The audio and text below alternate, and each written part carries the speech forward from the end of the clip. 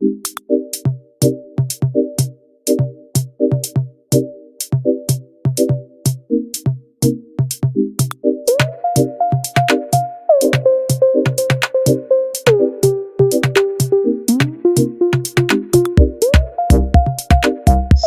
Kuti? That's correct, Chairperson. Great. Well, I'd like to welcome everybody to this meeting, all members, all guests, and all presenters to this meeting. As normal, I would like to start this meeting with a moment of silence for quiet reflection.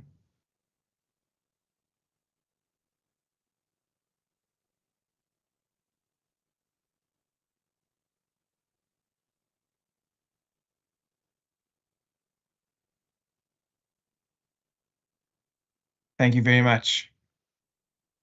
I'd have received an apology from member Nkondlo, and then a late apology from one of the Salga delegation, Councillor Carl Pint, who has had to deal with flooding and load shedding in his area. Ms. Kuti, are there any other apologies that you've received thus far?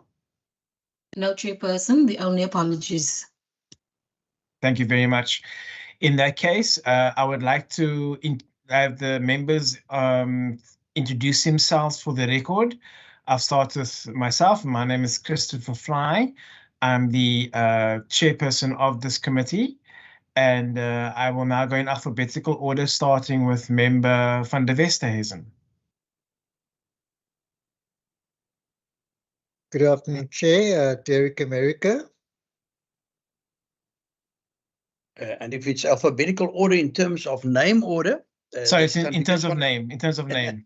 Yes, sorry, it's not often that Van der Westhuizen is called upon to introduce himself first. It's Enriquez Van der Westhuizen, a privilege to be a member of this committee. Thank you, Chair. Thank you. Afternoon, Deirdre Bartman, member of the committee.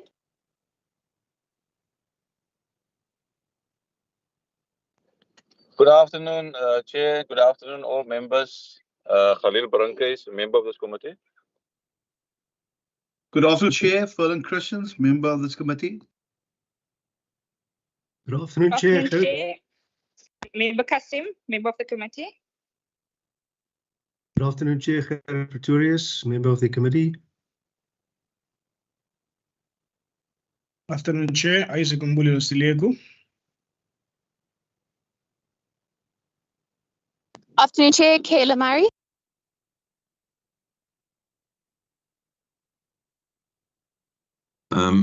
Good afternoon, Chairperson. Cameron Dugmore. Thank you. I think that are all the members. Before I ask for the delegations to introduce themselves, I just want to create outline the rules of engagement for these virtual meetings. Members will be muted at the beginning of the meeting, as we have been. Members to flag points of order in the chat function via MS Teams. All videos and audio must be switched off to improve the quality of the connection. However, if someone is speaking, they may put their mic and video on. Participants must switch off their mics and videos once they're finished speaking. All presenters to share their own presentations and to unshare their presentations when the briefing has concluded. We have two delegations in our meeting today. We have the delegation from Salga, as well as the delegation from the city of Cape Town. I'm going to ask the delegation from Salga to introduce themselves, please. On in a second, but let me just first get in there. Yeah, okay, now I'm in here. Oh, it's a sign that we can. Member Marie, you're on. I'm on. Good morning, everybody. Thank you, sir. I do believe it's afternoon, though. I'm going to ask the members of the committee of the Salga delegation to introduce themselves, please. Good afternoon, Chair and members. My name is Salas Malazi from Salga. Thank you. Afternoon, Chair. My name is Gert Kombrink. representative from Salga. Good morning, good afternoon, everyone, all members and all delegates. I am Councillor Almarie Maxim from the Western Cape Nasta Municipality, chairperson of the Working Group for Energy in Electricity and Public and Public Works Provision. Please allow me to introduce our group.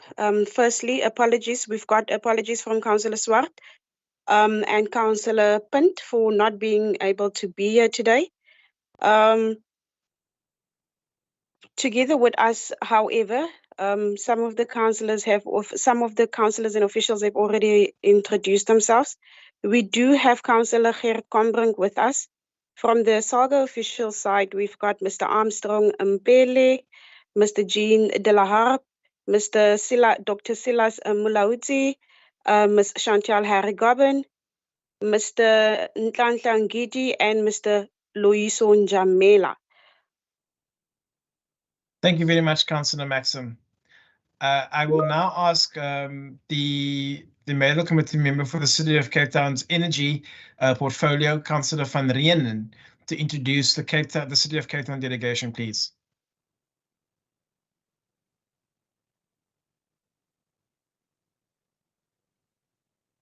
Councillor van Reenen.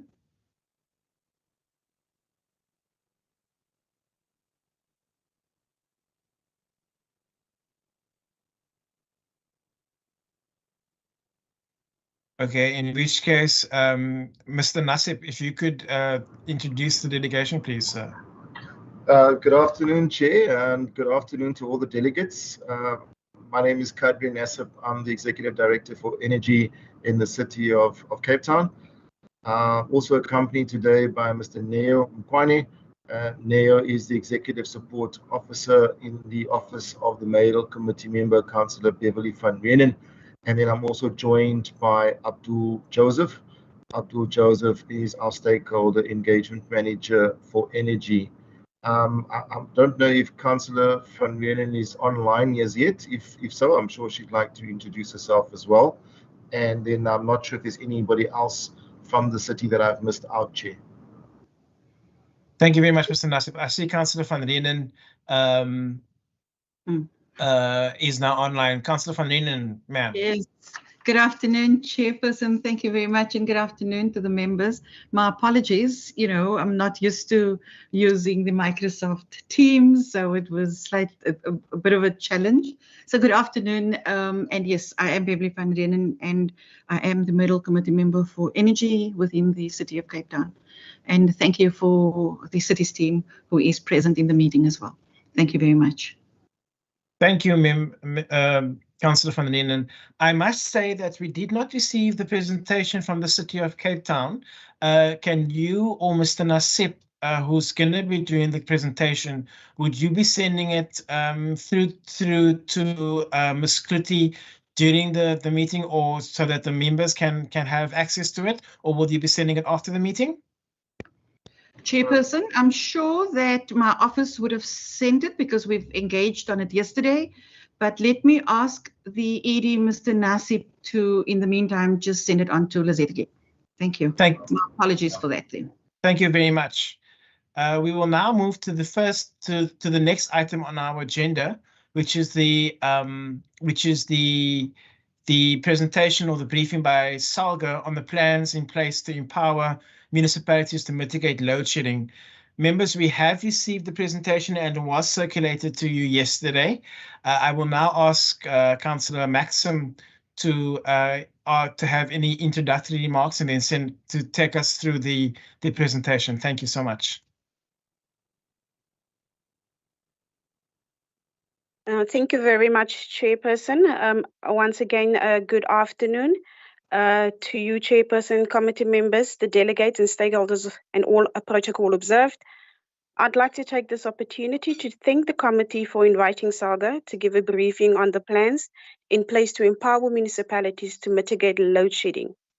I've already introduced myself. My name is Councillor Almarie Maxim, and I'm the Provincial Working Group Chairperson responsible for energy and electricity, provision and public works at SALGA.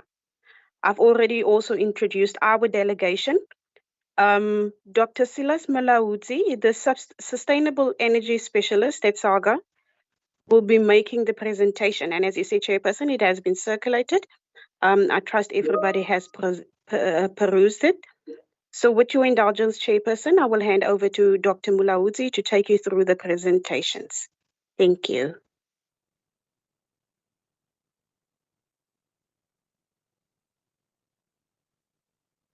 Thank you, Dr. Mulauzi.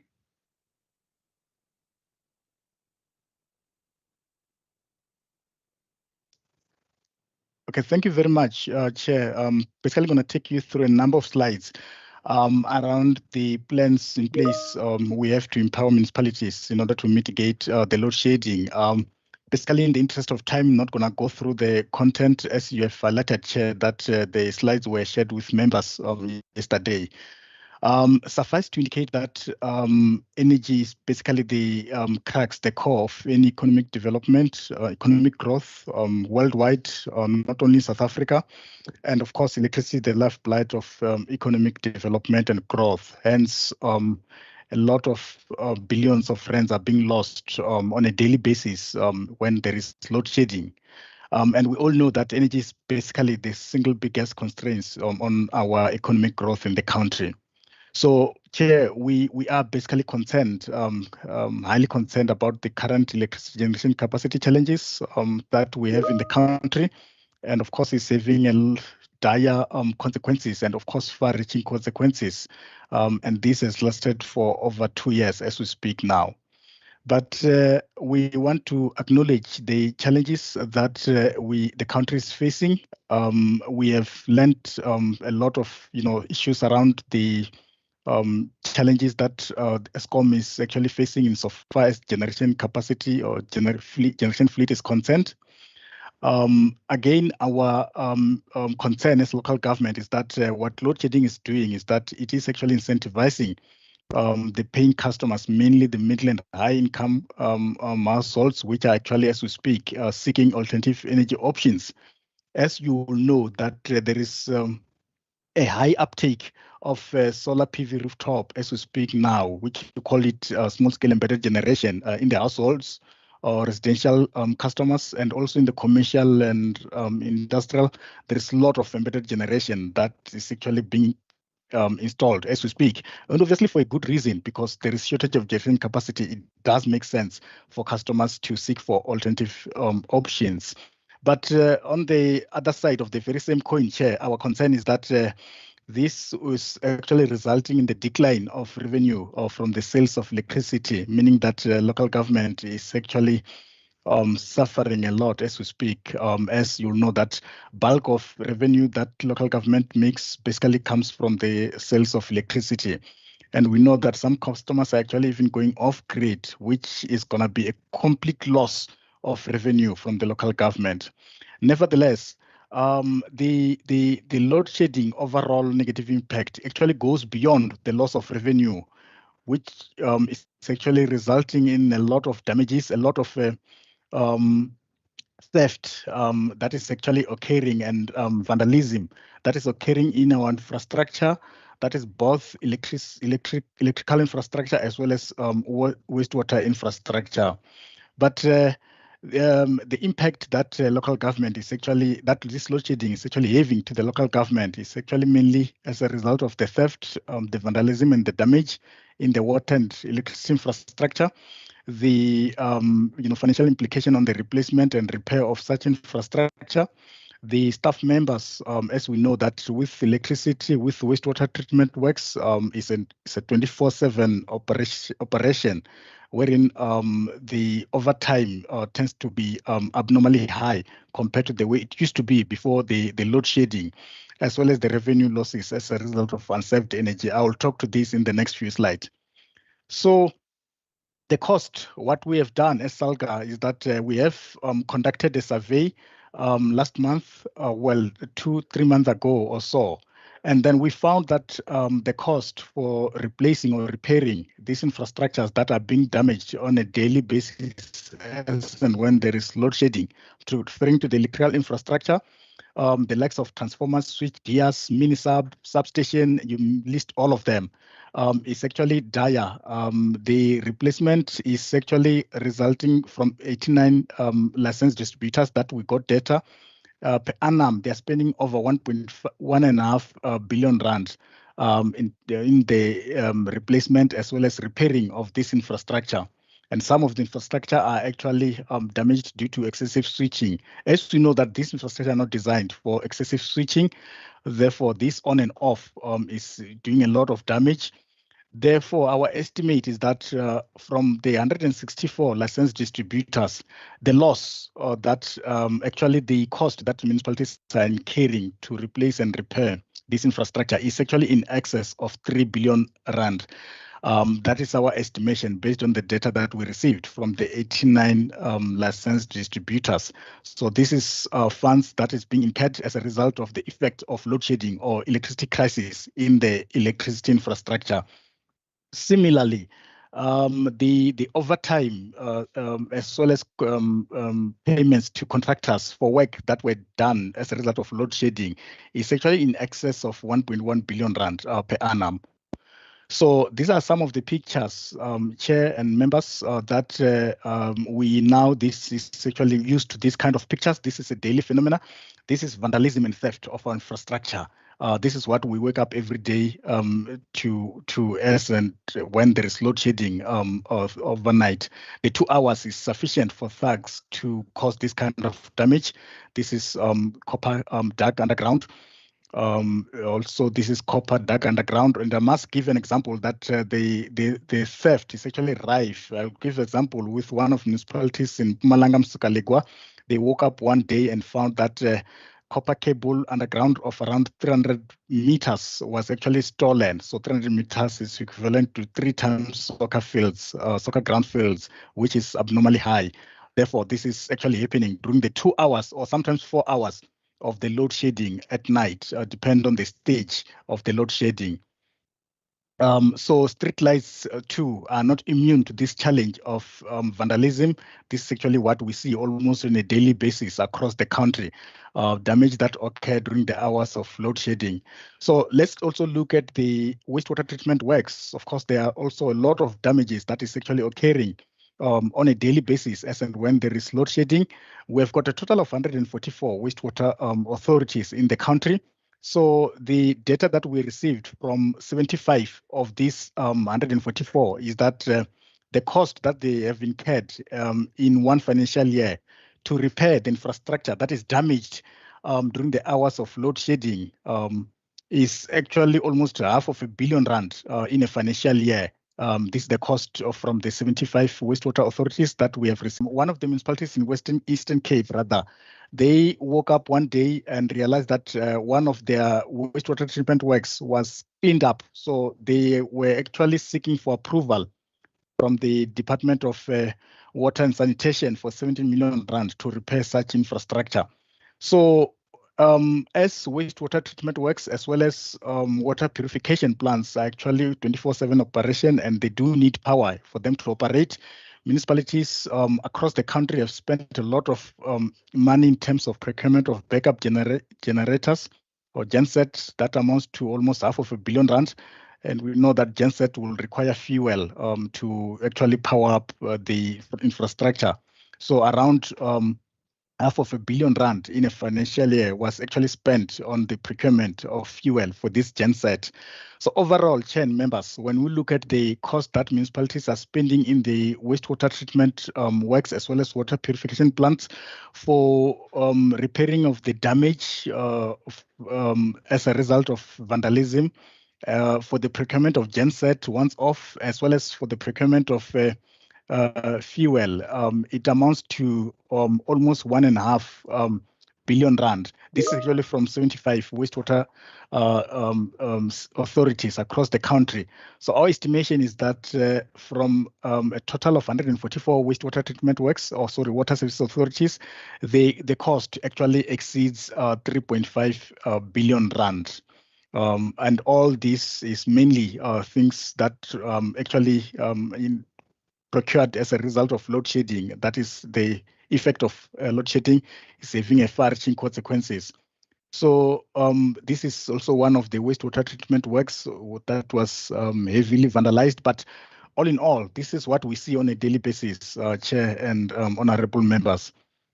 So in the same vein, local government is also losing a lot of revenue from the sales of electricity. That is, as and when there is load shedding, we do not sell electricity. And when we do not sell electricity, of course, we do not make revenue.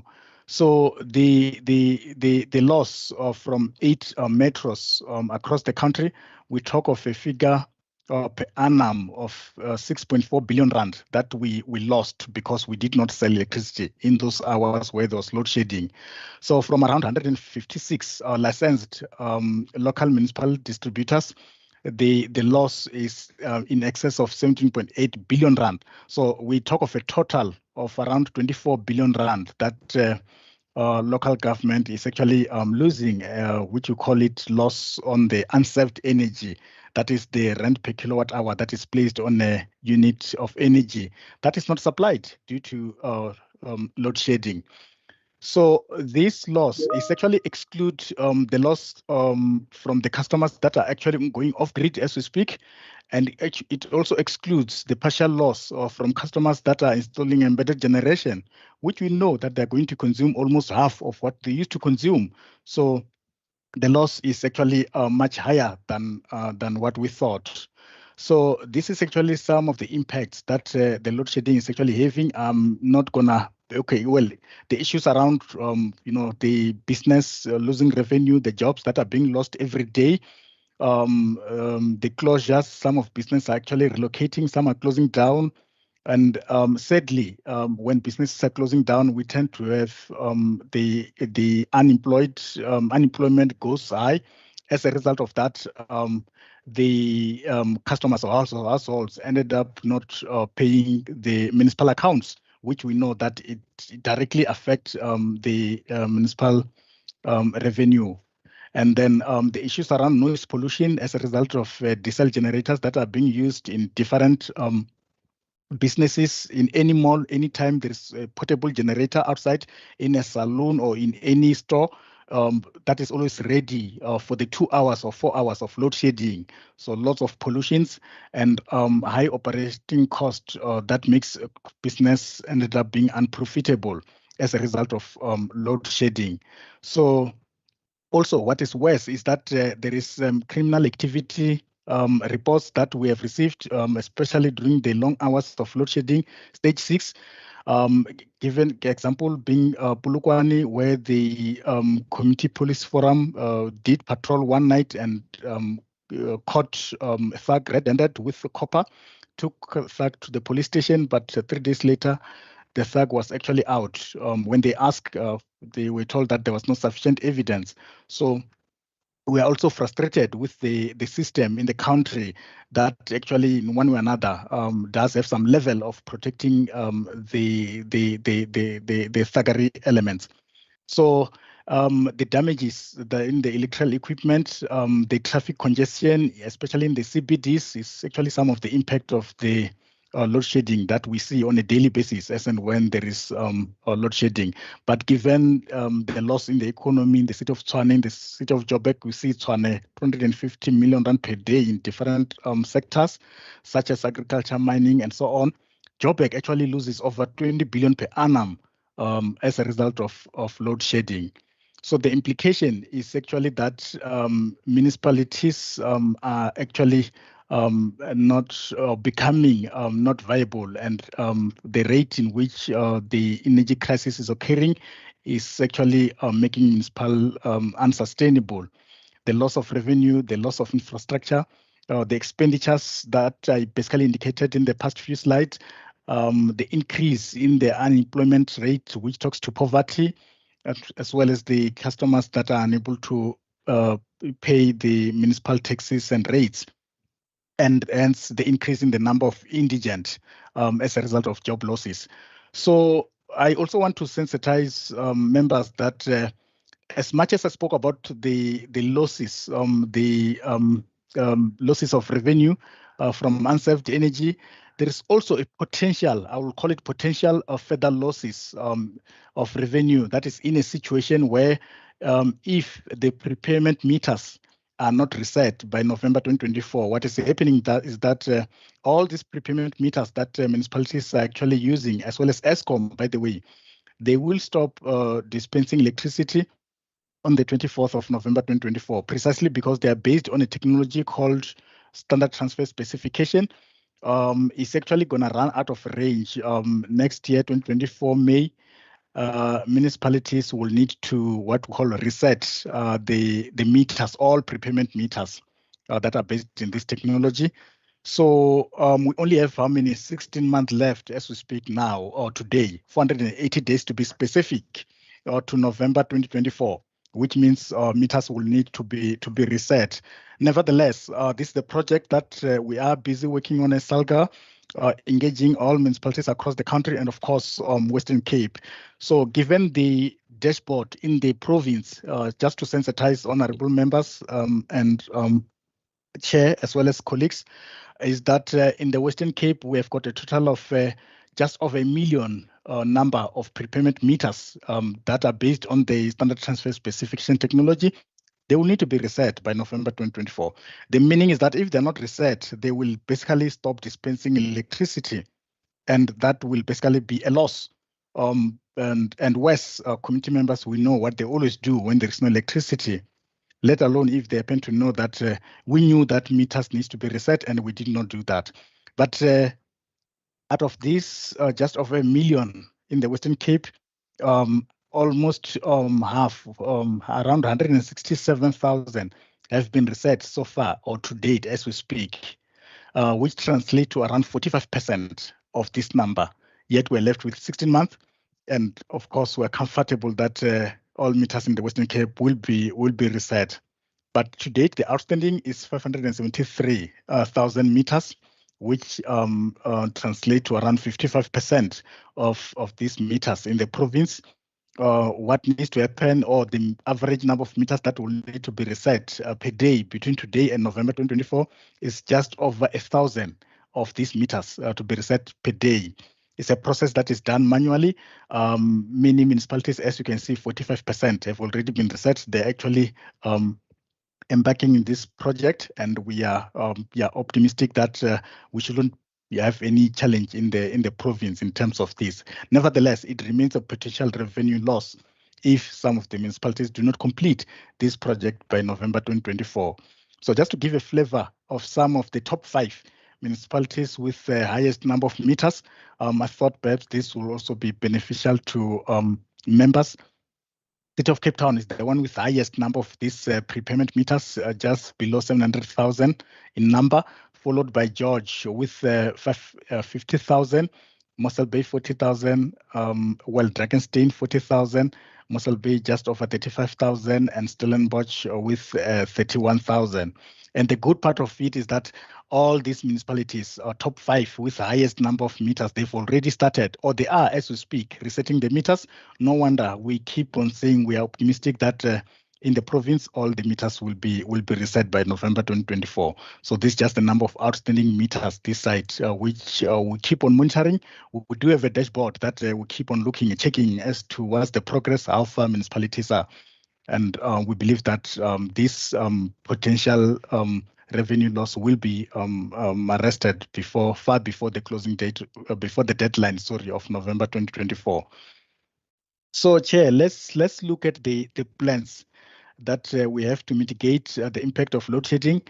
When we conducted the survey to understand the depth of the damage that the energy crisis or load shedding is having in the local government, we basically identified the areas of support under the national disaster, and we know that it has been withdrawn, which is setback. Hence, at this point in time, there is no framework against which applications for financial and other support can be made as a result of withdrawal of the national disaster. Nevertheless, we are actually lobbying the provincial caucus or provincial local government as well as provincial treasury to support municipalities, either funding or technical support on skills development. But zooming into the Western Cape, we are mindful, and we've seen a lot of support by the Provincial Treasury, a lot of support by the Provincial local government to the municipalities, talking about over 80 million rand for the procurement of genset. We've seen that, and we are happy with the way in which the province is actually supporting municipalities under the current circumstance where municipalities are actually losing a lot of revenue, losing a lot of infrastructures as a result of theft, vandalism, as well as damage. And then we also know that we've got NECOM, National Energy Crisis Committee, Workstream 9, that is actually focusing on the distribution, which one of the sub-stream workstream is actually safety and security. That is actually looking at the ways in which they can stop the vandalism of the infrastructure as I presented in the previous slides. So we are optimistic that the plans that will be developed from this work stream and the implementation therefore will happen as soon as possible, and the rate in which the both electrical and wastewater treatment works infrastructure are being vandalized will actually come to an end soon. We count on this particular sub-work stream to come up with plans and means to prevent this vandalism. But what are the plans or proposals that we have as SALGA, for the municipalities to be able to adapt and to be able to be resilient under the current energy crisis? Is that there must be firstly a rollout of energy alternative energy solutions for municipal strategic infrastructure, such as wastewater treatment works, many other infrastructures. Gone are those days where we depend on the grid from ESCOM to power some of these infrastructures. We have the view that when you talk about municipal offices, embedded generation should be a solution to ensure that there is uninterrupted power supply to the municipalities so that services can be uninterrupted. And many other municipal infrastructures, depending on the grid, we know it's no longer sustainable, it's no longer a solution. So we're saying alternative energy solutions should be sought, or municipalities need to be supported. The review of the current business model, this model of selling, buying electricity and selling from ESCOM, we are saying that is ancient, is no longer sustainable. National government needs to support municipalities to review the business model. Municipalities need to make use of their biggest assets, which is the distribution infrastructure or the network infrastructure. Municipalities need to be network service providers. That is, the issues around wheeling needs to be easier, needs to happen. And we've seen a lot of municipalities have started. City of Cape Town is one of them. George is another municipality that is actually at an advanced stage when it comes to wheeling. We do believe that the NECOM Workstream 9, which is developing the national standardized wheeling framework, other municipalities will basically benefit from there and start to review their business model. The repurposing of unused conditional grants. So we've seen a lot of unspent grants. We are saying that this national government needs to relook at this, National Treasury, DMRE, and other national government that manage these grants. They need to relook at them and repurpose them so that they can be channeled to energy solutions in the municipalities, because gone are those days where they just used to disperse and then unspent, taken back, and all those kind of things. We're saying that under the current circumstance, where the energy landscape is actually changing and transforming, so there must be a repurpose of the unused conditional grant. And then support to municipalities for the procurement of energy from other suppliers needs to be given. We know that some municipalities, in terms of they're not in good financial standing, hence the issues around guarantees needs to be looked at, because there are many municipalities that have got huge wind, solar, waste to energy potential that can attract investors or IPPs, but we're saying that support has to be provided to these municipalities. Similarly, the issues around build, own, and operate for municipal-owned generation infrastructure, that support needs to be, the investment there from national side needs to be given to local government. The investment in the demand side management especially in properties that are owned by municipalities. That needs to be the name of the game. We're seeing that the support there in the EEDSM needs to be provided to the local government. But talking about the grants, review of the specific two, INEP as well as EEDSM. EEDSM only benefit a handful number of municipalities, less than 30 or so, plus or minus 30. We're saying that that under the current circumstance is not, it's not making any difference, or much. It's not making much impact.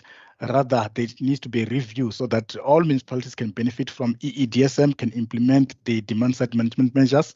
But talking about INEP, what is the use of connecting customers while we do not have sufficient capacity, generation capacity? Anyway, you connect them, and then what we're going to supply them with, as we do not have electricity. So we are saying that the INEP grant needs to be reviewed. The infrastructures that municipalities are actually losing due to theft, vandalism, and damage, INEP needs to also contribute in the replacement of such infrastructures.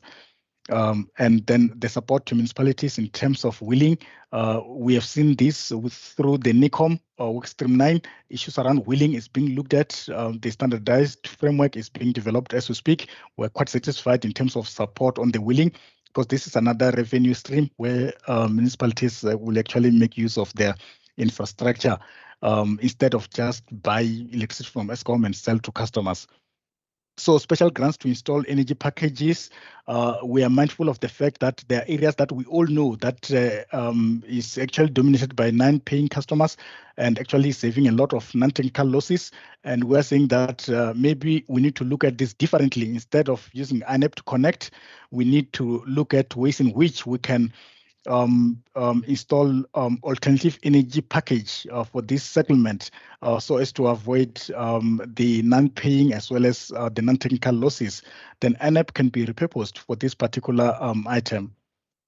So second to last slide share, we're saying that municipalities needs to be assisted in order to roll out the procurement of utility scale generation, example being a likes of Ekurhuleni, eThekwini. We know Ekurhuleni has already signed the power purchase agreement with plus or minus 47 IPPs. We know Cape Town's plans, they've gone out on the request for proposals. So we are saying that, you know, more support. These are metropolitan municipalities that are that have got financial muscles, but we're saying that there is a lot of secondary cities that are equally capable of procuring utility scale generation, but they do not have expertise, they do not have capacity as we speak, but support needs to be given to the secondary and smaller municipalities as well. Municipalities needs to be assisted in terms of jet infrastructure plans. We know that there is a climate financing package of around 8.5 billion, but we know the investment plan for local government is around 318 billion rand. So for municipalities to access such fundings as and when they're available, they need to be helped. They need to develop the jet plans, project plans, and support needs to be given. We are mindful of the fact that PCC is actually doing its best to assist municipalities in that regard. But we're emphasizing it in this slide that it has to happen. Support needs to be given to local municipalities. There's much more that local government can do if it is given the much needed support that it deserves. And the regulator needs to develop the national framework around a number of programs, including embedded generation, which as well as wheeling. Wheeling is happening, but of course we are saying that embedded generation is also one of the areas. We have seen a draft for the for one of the regulations, which we believe that it will go a long way in supporting municipalities. They support in assisting municipalities to generate power using their infrastructure such as water reservoirs, wastewater, water treatment plants. We know City of Tshwane is actually looking at ways in which it can generate electricity from its wastewater treatment works infrastructure. Of course, it enjoyed support from one of the donor funders, but it will end up with donor funders. Government has got a lot more to do to support municipalities in the same way that the City of Tshwane is supported. So in terms of the prepayment meters to be reset, the plans that we have to ensure that all the meters will be reset, as I presented the slide dashboard for Western Cape, which we are optimistic will continue because we do engage municipalities in all municipalities in the Western Cape. We do make follow-up. We do update the dashboard so that we can continue to have the intelligence around the number of meters that are being reset in terms of intelligence, in terms of the municipalities that may be lagging behind, and where we can focus much support to ensure that they reset all their meters before 2024 or November. But what is important is the information sharing sessions that we continue to have at a provincial as well as at a national level. It is important to have this because that's where municipalities learn from one another, challenges, successes, and how to implement this project. We also invite Eskom. As you know, that Eskom has got over 7 million of these prepayment meters. We have got plus or minus 4.5 to 5 million in the local government, but Eskom has got over 7 million. And we know that Eskom supply electricity to customers that are in our municipal jurisdiction. And if Eskom do not reset their meters as well, we know that committee members, some of them will visit us in the offices. The fact that they are under Eskom area of supply, not all customers will recognize that. Not all customers will understand that. So in these sessions, we also invite Eskom so that we can find out where are they. And then if they're not progressing, we can escalate to the leadership for intervention. So we are also partnering with the South African Council for Graduates. It gets its funding from LG-SITA.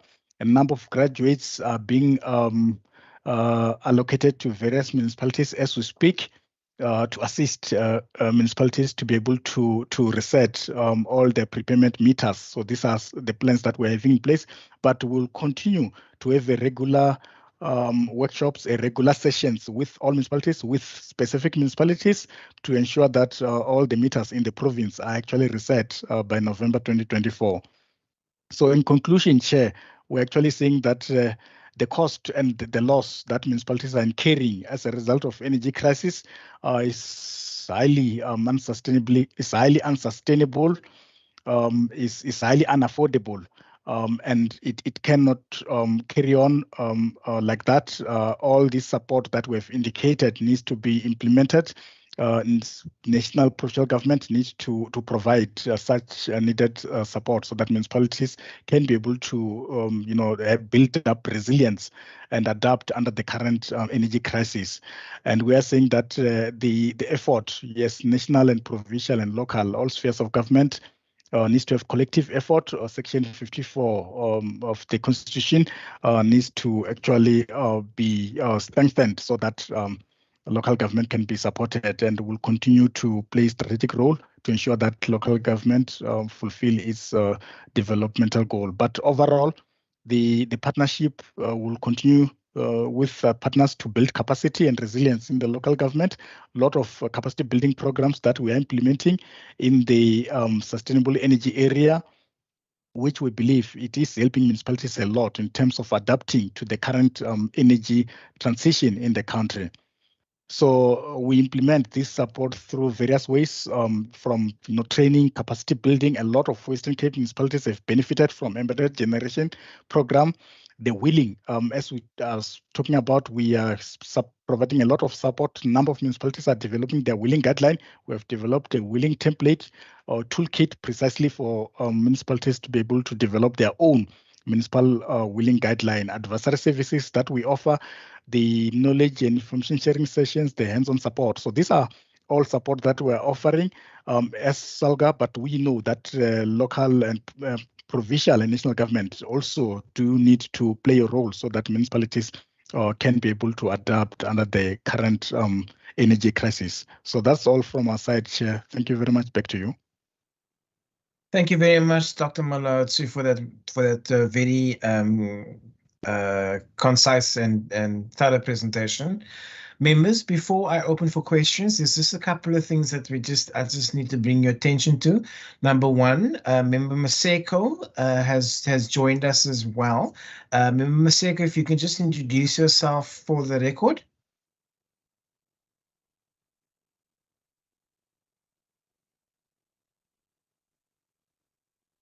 And then I I see that she's not on the meeting anymore.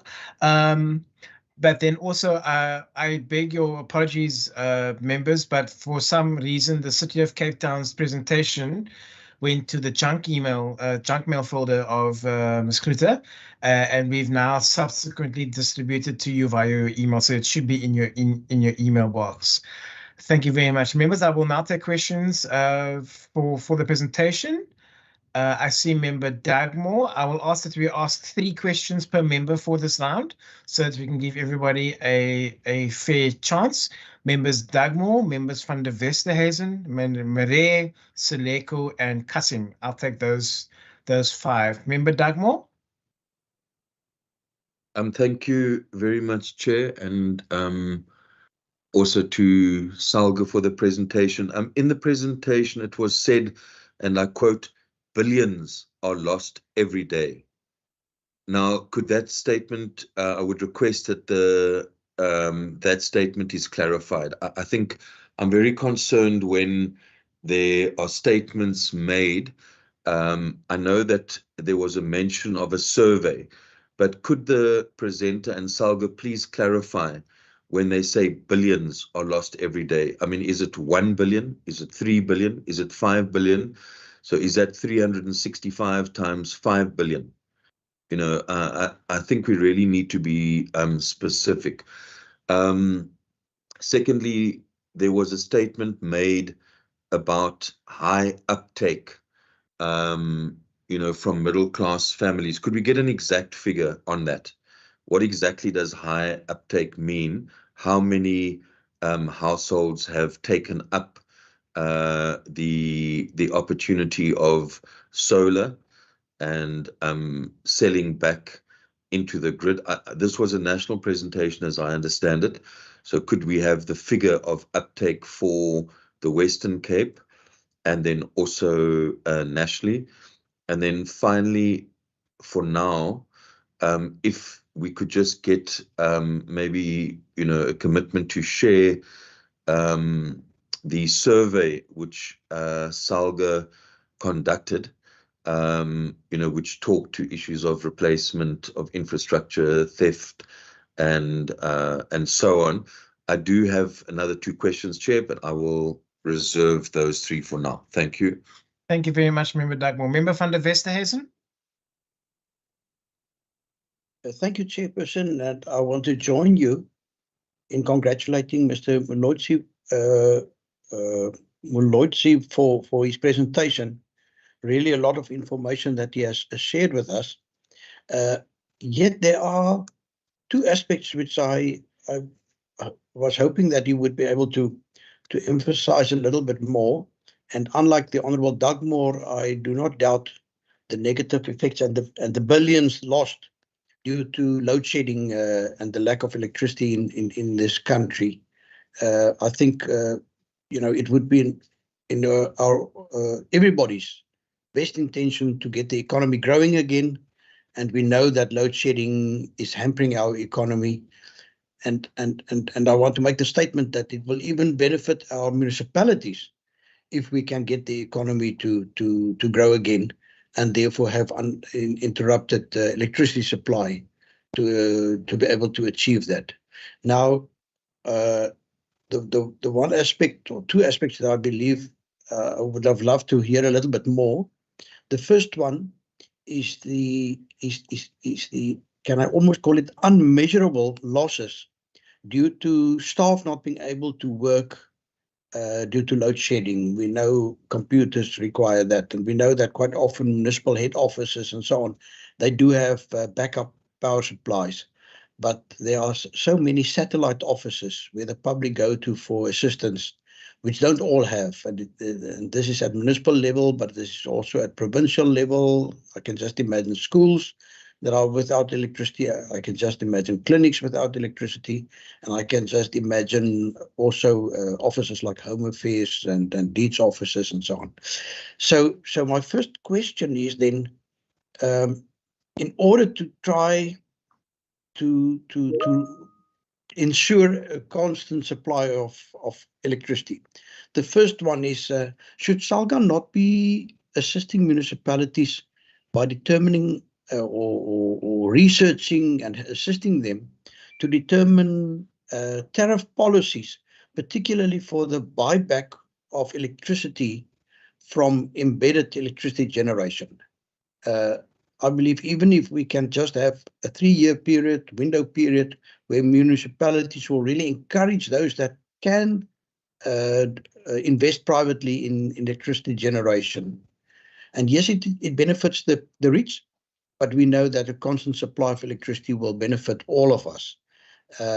And to what extent can we improve or increase those tariffs for buying back embedded electricity from our municipalities? The second question is this issue about the electricity meters, and I'm grateful that you touched on this, although it might seem to be a little bit, not central to the whole issue of electricity. But for many years, people have spoken about smart meters for electricity consumption to also try and move peak demand so that people start managing their electricity by, for example, managing the times that their geysers switch on and off, or those that use pool pumps, or those that have underfloor heating and so on. So to what extent is SALGA assisting municipalities to rather roll out smart electricity meters whereby we can have different tariffs for different times of the day, and in that way also try and avoid peak demand? Because my impression is peak demand is one of those factors that determine higher levels of load shedding or not. And then my third question, also in terms of managing peak demand, Mr. Mlotsi, I was a councillor in the days when the regional electricity distributors, REDs, were quite hotly debated. And that debate was then eventually dropped. Municipalities retained their ability to distribute electricity. But my impression is that a municipality can manage its peak demand better the bigger the pool of consumers is that they have, like in the city of Cape Town. And particularly our rural municipalities still have huge areas that are being supplied by Eskom directly to customers. What has happened to that debate, and shouldn't municipalities be able to take over some of these rural networks from Eskom and to integrate that into their electricity grids, which would, in my book, allow them then to have greater control over the managing of peak demand of electricity and therefore load shedding? Thank you, Chair. Thank you, Member van der Westhuizen. Member Marais. Thank you very much, Chair. Chair, after I read this report of SALGA, I fell into a state of utter despair and depression. This country is in bad trouble in the hands of incompetent workers, officials, and a government that doesn't know its arse from its elbow. I have here a situation where we read how many billions are lost every day. It's a picture of utter doom and gloom. Now, can SALGA tell me whether they have any hope that they will be able to resolve this issue in terms of the EEDSM? Sorry, Member Marais. Member Dugmore, I understand that you have a point of order. Can I ask that you raise it in the chat and I will deal with it in the chat, please, sir?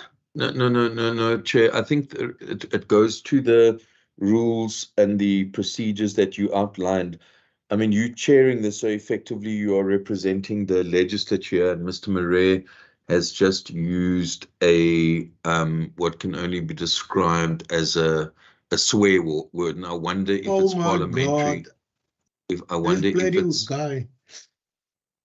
Member Marais, I'm going to ask you that. That's now a second swear word. The first one was arse over elbow, which I don't think is parliamentary. The second one is now that saying that bloody guy.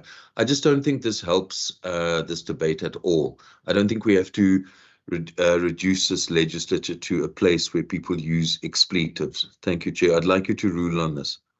Thank you, Member Chair, I Dugmore. I'm going to withdraw ask the Member word Marie. before the Dugmore get the anorexia or something. I withdraw the word. Thank you, Member Marie. And I'm going to ask that we keep the decorum of the House in this meeting, please. Member Right. Marie, you may continue. Now, the EEDSM, which is, I believe, it stands for Energy Efficiency and Demand Side Management Program, quite a mouthful. How many municipalities have already accessed this program? Chair, there are hands How that have many? been raised. If you can recognize them. What's it now? Chair, am I You in may continue, sir. conversation with somebody else? No, you may continue. Right. I would like to know how many municipalities Salga has already applied for assistance in terms of EEDSM. How successful was it implemented? And all the figures you quote, how much you're going to save on traffic lights, on buildings, office buildings, for pumps, so much percentage. Has any of that materialized already? Did any municipality, because of this program, bring about such huge savings? And will they be required to pay it back, any assistance they get? Who of them will be in a position after losing so much? Now they must still pay back any assistance in terms of this program. And I would like to know which municipalities already benefited from this program, because all the ANC government throw at us is words, EEDSM, APG, HI, whatever it means, but we don't get a report back about its successes. Can you please tell me how much of these have brought about savings, and how many municipalities have the qualified staff technically to implement these programs? Thank you. Thank you, Member Marie. Member Saleko. Thank you very much, Chair. I wish I had an opportunity to raise my question in EC pause so that I can express myself very nicely, but I'll try my best with English. Chair, one would appreciate the information shared with us in terms of the top 5 municipalities that are making progress in terms of resetting of the prepaid meters, as it has potential to contribute to revenue losses.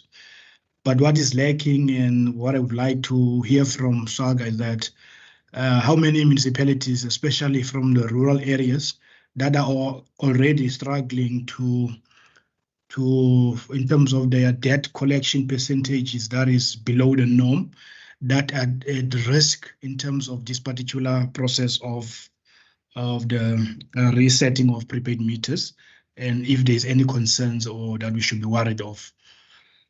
And secondly, Chair, is the issue of the lobbying the different spheres of government in terms of Section 154 of the Constitution.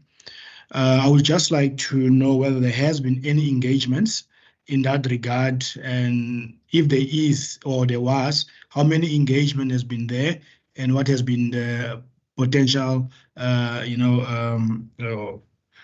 discussions and resolution that has been taken in that regard, especially knowing that the issue of load shedding has not been only coming now, it has been coming for the last 2 to 3 years. And also, Chair, municipalities that are perceived to be using this particular crisis of load shedding as a mechanism or as a way of looting. So I'd just like from the side of SAGA to hear that is there any municipalities within the province that has tried to use this particular crisis of load shedding to loot. Why do I say that? Maybe an example would be like some would procure generators, and then they would have security companies to look after those generators during load shedding so that our treatment works can function optimally. And if there is And can they also try to share with us, what they are doing to make sure that, we don't allow, municipalities that are already struggling financially, they use this particular crisis as a mechanism to loot and make our municipalities, broker and poorer than before. Thank you very much. Thank you, Member Saleko. The last question, the last member in this round will be Member Kasim. As I said, Member Kasim. Thank you, Chairperson. I'm not going to repeat the questions of the previous members, which I had as well, but I'd like to ask, you say that theft and vandalism is a daily issue in several municipalities. Do you have an indication or maybe a report as to which municipalities would contribute to the majority of the theft and vandalism taking place in the province? And then, I think I'll just leave the rest of the questions for the City of Cape Town. Thank you. Thank you very much. Dr. Malotsi, if you'd like to answer those questions, please, sir. Thank you very much, Chair. Yes, I'm going to answer the questions. We'll start with a question from member Datmo. I think, yes, the slide tried to highlight that there are a lot of billions that means the economy is losing in different meanings.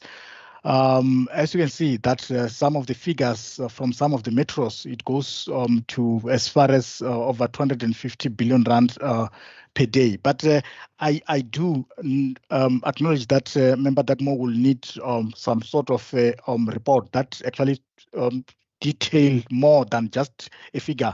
How, when, and how is the load shedding or energy crisis is actually, getting to such a huge loss on a daily basis.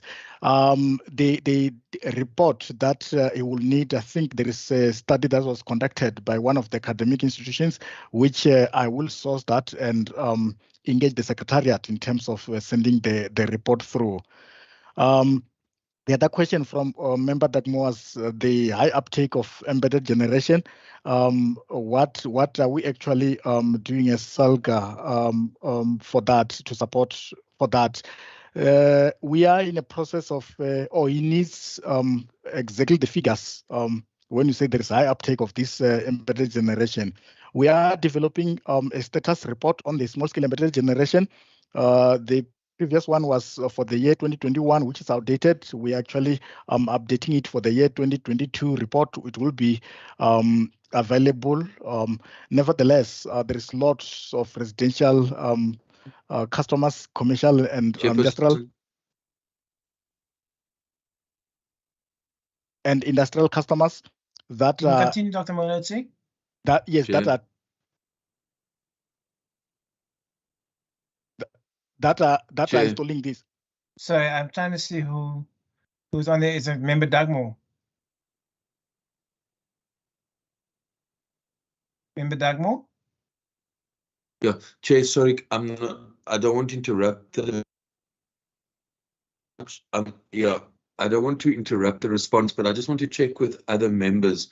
Are they also finding it difficult to hear the answers? Because I found the connection was very bad. Maybe it's just on my side. If it's on my side, then it's fine. But I just was battling to hear all of the response, especially the last few minutes. Maybe it's just my side. It seems to be fine on my side, Member Dagmo, so it could be on yours, but I know that some members have been struggling with poor internet connectivity today. So I'm going to ask that if there's anything that you need clarity on, that we can listen to the transcript. But I'm going to ask Dr. Malotsi if he can continue, and if you can just indicate to me via the chat function, Member Dagmo, if you're still having trouble. Thank you. Member Dr. Malotsi. Okay, thank you, Chair. And the last point is that under the questions raised by Member Dagmo, is that when we say a lot of customers have installed, we've also seen that through satellite imagery, we're in partnership with Subvia, the Photovoltaic Industry Association, where they are about to release data that shows the information around the installation of embedded generation in different customers. I'm sure that's where, in terms of Western Cape, we'll come up with an exact number of how many households have installed solar PV rooftop as embedded generation.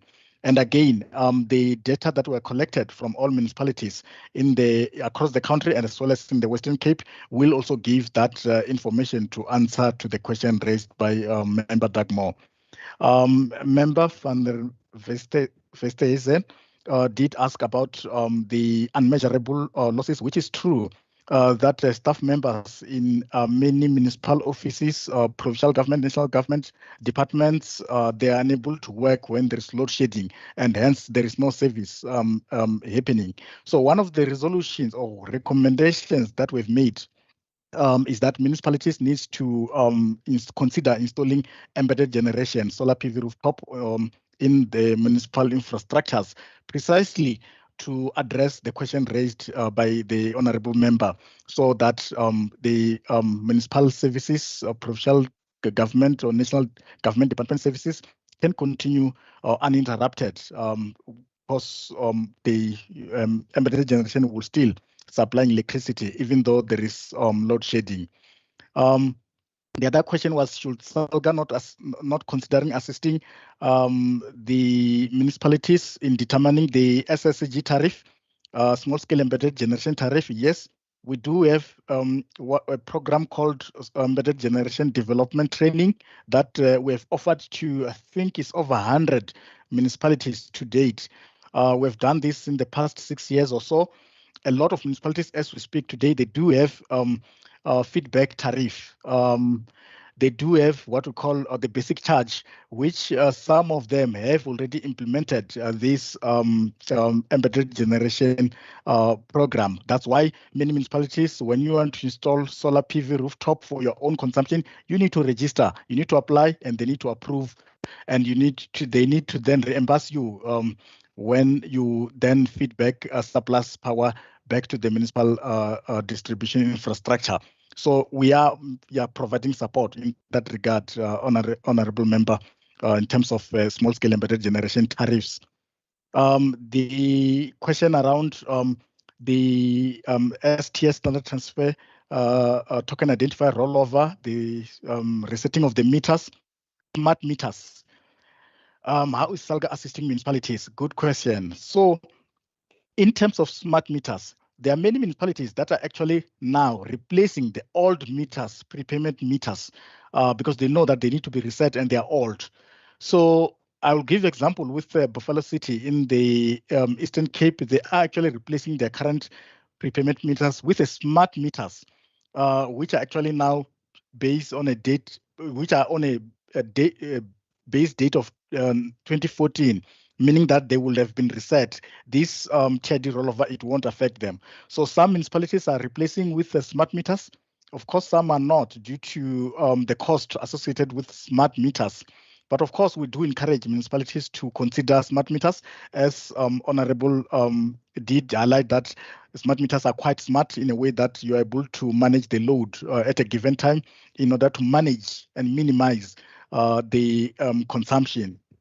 So again, besides this, there is also NECOM Workstream 5, which is demand-side management. NECOM is National Energy Crisis Committee. Workstream 5 focuses on demand-side management. So one of the responsibilities there is to ensure that both ESCOM and local government consider installation of smart meters.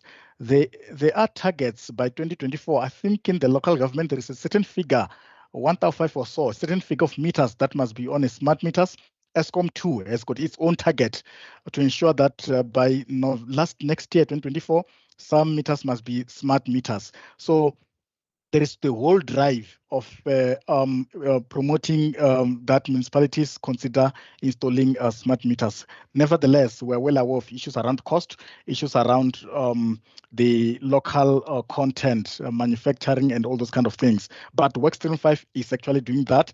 And as SALGA, we are part of that. We have invited the metropolitan municipalities. They are part of that. City of Cape Town, it is part of the demand-side management, which is Workstream 5, it is participating. But we do believe that gradually municipalities will migrate to smart meters, because they all acknowledge nobody's against smart meters. We all know that is a way to go. So it may be an issue of time, but we'll get there. Member Marais did ask a number of questions around energy efficiency and demand side management. That how many municipalities have applied for this support from the DMRE. Yes, I think the exact figures could be, I don't have exact figures, but I think plus or minus 25 municipalities are being supported on the implementation of energy efficiency and demand side management. Hence, my input in one of the slides is that we are of the view that this needs to be relooked at. We believe that it's not really making the impact that we would have wanted it to be. We've got over 270 municipalities in the country. Then supporting 25 municipalities in a financial year really is more of a drop in an ocean. Our view is that we need to relook at this. We need to support many municipalities, not just 25, so that the impact can be much higher. But the exact number of minutes that are supported in this financial year, I will send that number to the Secretariat. How successful the program was implemented. There is a quarterly reporting committee where municipalities are invited to come and present the progress report, progress in terms of how many street lights have been retrofitted, for example. What are the savings in terms of kilowatt, savings in terms of CO2 equivalent, carbon dioxide equivalent. So those reportings are occurring on a quarterly basis to the DMRE. We are part of that as SALGA. There is a report on that as well, which I will check with the DMRE if that can be made available, which I will send to the Secretariat. It will give that intelligence in terms of how successful the program is, but also the expenditure to make sure that municipalities are really spending so as to avoid underspending by the end of financial year. Then how many qualified staff members in the municipalities? I think the technical managers in the electricity are basically ultimately responsible for the implementation of this program. Members Leku did ask about how many minutes, especially the disadvantaged rural areas that are at risk for this particular project of meter reset. In the Western Cape, out of 25, I think, licensed municipal distributors, 23 have started resetting the meters. And our worry is only for the municipalities that have not yet started. That's our worry. But those that have started, we know that it's a matter of time. Every day, day in, day out, they will be resetting meters, and ultimately they will reset all their meters by November 2024. I think with the two that have not yet started, we are basically, well, sorry, the two that we have not yet received the data, we are inquiring to find out how many meters do they have. But ultimately, those that have not yet started are quite few in the Western Cape. I think plus or minus 5 in total have not yet started resetting the meters. The rest have started, as I've presented the top 5, which are basically resetting. So what we are doing is that we have developed a status quo report from March 2023 with metros in terms of this project. How many metros, how many meters do they have, and how far were they by March 2023? The report is available. End of July, we're going to publish the status quo for this project for the local licensed municipal distributors, which that my colleague Chantal will make that available if the report is needed. That gives a clear picture of that in Western Cape. How many meters do they have? How many municipalities have started? How many municipalities are lagging behind? That's where we can pick up those that are disadvantaged, whether they're lagging behind or not. But it is our interest that we track down through the dashboard, and which also member Sileku can also in the SALGA website access the dashboard and see which exactly in the Western Cape, because dashboard gives you that intelligence per province, in a province per municipality, how many meters, whether they've started or not. He can also access that, but we'll make the report end of July available to members. Whether there has been an engagement with other organ of state, yes, through NICOM we've done that, making sure that all municipalities are supported around this project, TID as well as EDSM. We are also engaging the Minister of Electricity as SALGA. There are a number of programs that we're discussing, number of programs that we're looking at. How can municipality benefit from that so that they can reduce the impact of load shedding in the municipality. Member Kasim did ask about the theft and vandalism report, on which municipalities have got the highest rate of theft and vandalism in the Western Cape. The report is at a national level of this impact of energy crisis. In the Western Cape, it does show the percentage, but it doesn't go down to which municipality exactly in the province. Our view was that we will, in the second half of the year, drill down per province as Western Cape, have further questions to find out the impact in each and every municipality in the province. So should we get the resources to do so, we'll carry on with that project in the second half of the year to drill down in the province in order to determine the exact impact per municipality in the province. Those are the questions, Chair. Back to you. Thank you, Dr. Malotsi. I'm going to open for a second round. I know that Member Dagmore had two further questions, Member Marie and then Member Maseko. I don't know if you still have your question that you'd like to raise. I also see that Member Philander has also joined us. If not, then Member Christians and then Member van der Westhuizen. Okay, Member Dagmore? Your three questions? Thanks very much. Yeah, no, thanks very much, Chair, and thank you very much for the responses. I know this is not a platform, to respond to other members, but I just want to put it on record in the light of what Member van der Westhuizen said, that from our side, as the ANC, we regard this as a crisis that is negatively affecting our country. It's not acceptable, and in no way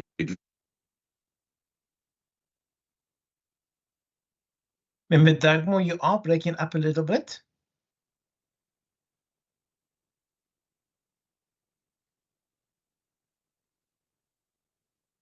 Yeah.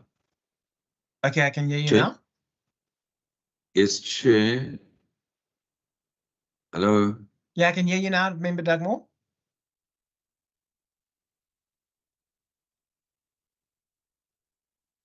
Hello. Sorry, can you hear me now? I can hear you, but you are breaking up a little bit. Hello. Hello. I can hear you, Member Dagmore. It was just question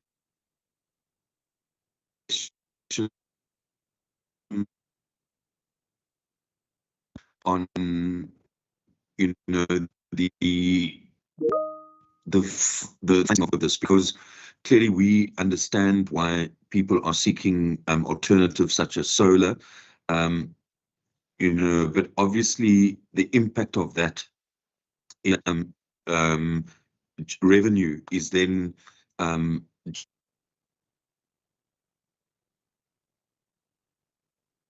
the sale of electricity on sale, or even possibly through own generation. So my question is, what is SALGA's view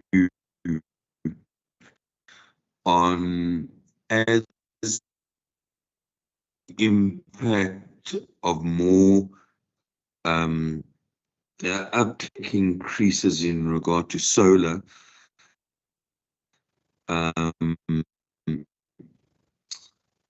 the issue of financial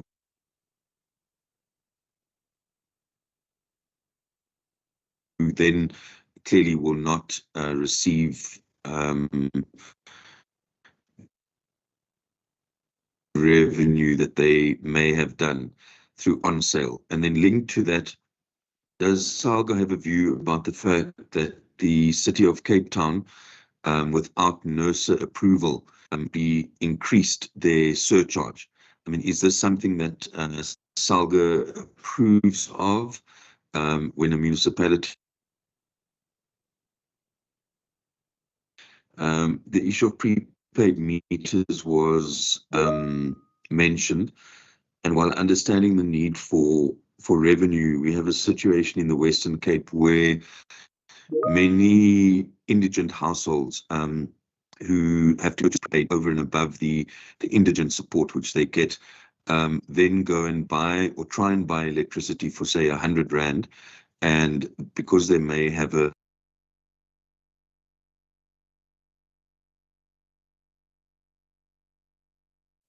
electricity. So I might want to just say that's a credit control issue.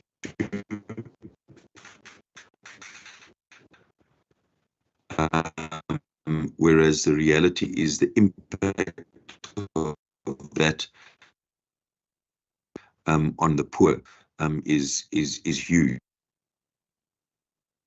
President, might have with a particular municipality. Thanks. Thank you, Member Duggan. We did not get all the gist of your questions because of the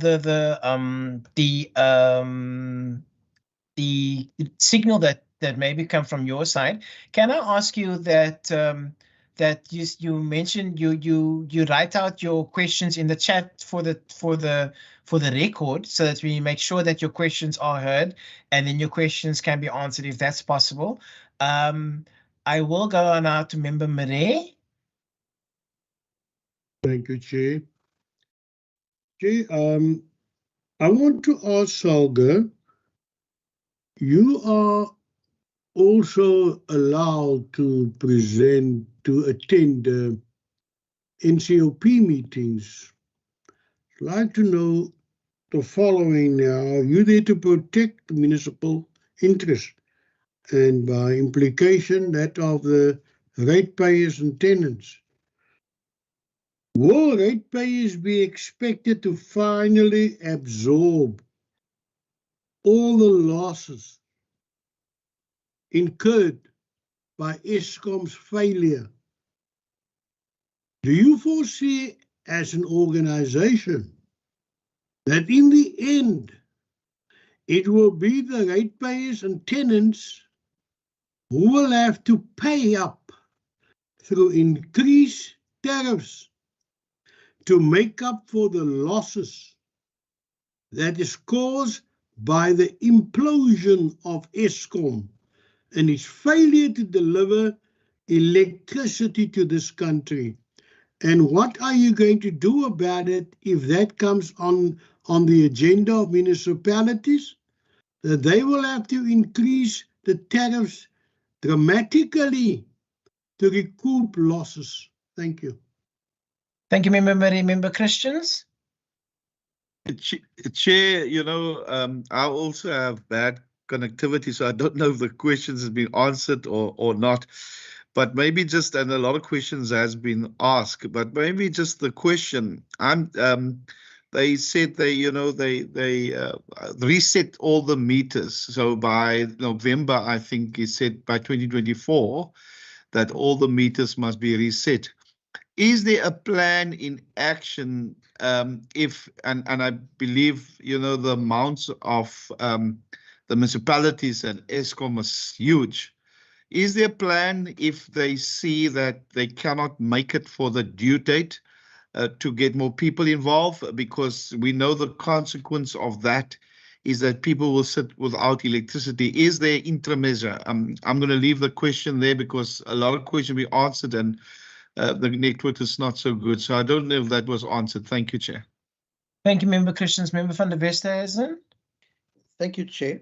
Chair, also on the subject of the electricity meters, I think we need to acknowledge and give credit to Drakensberg municipality. Looking at the figures or the numbers that were presented to us, I think they must surely be the leading municipality in this country regarding the percentage of meters that have already been prepared for the 2024, can I call it, switch over.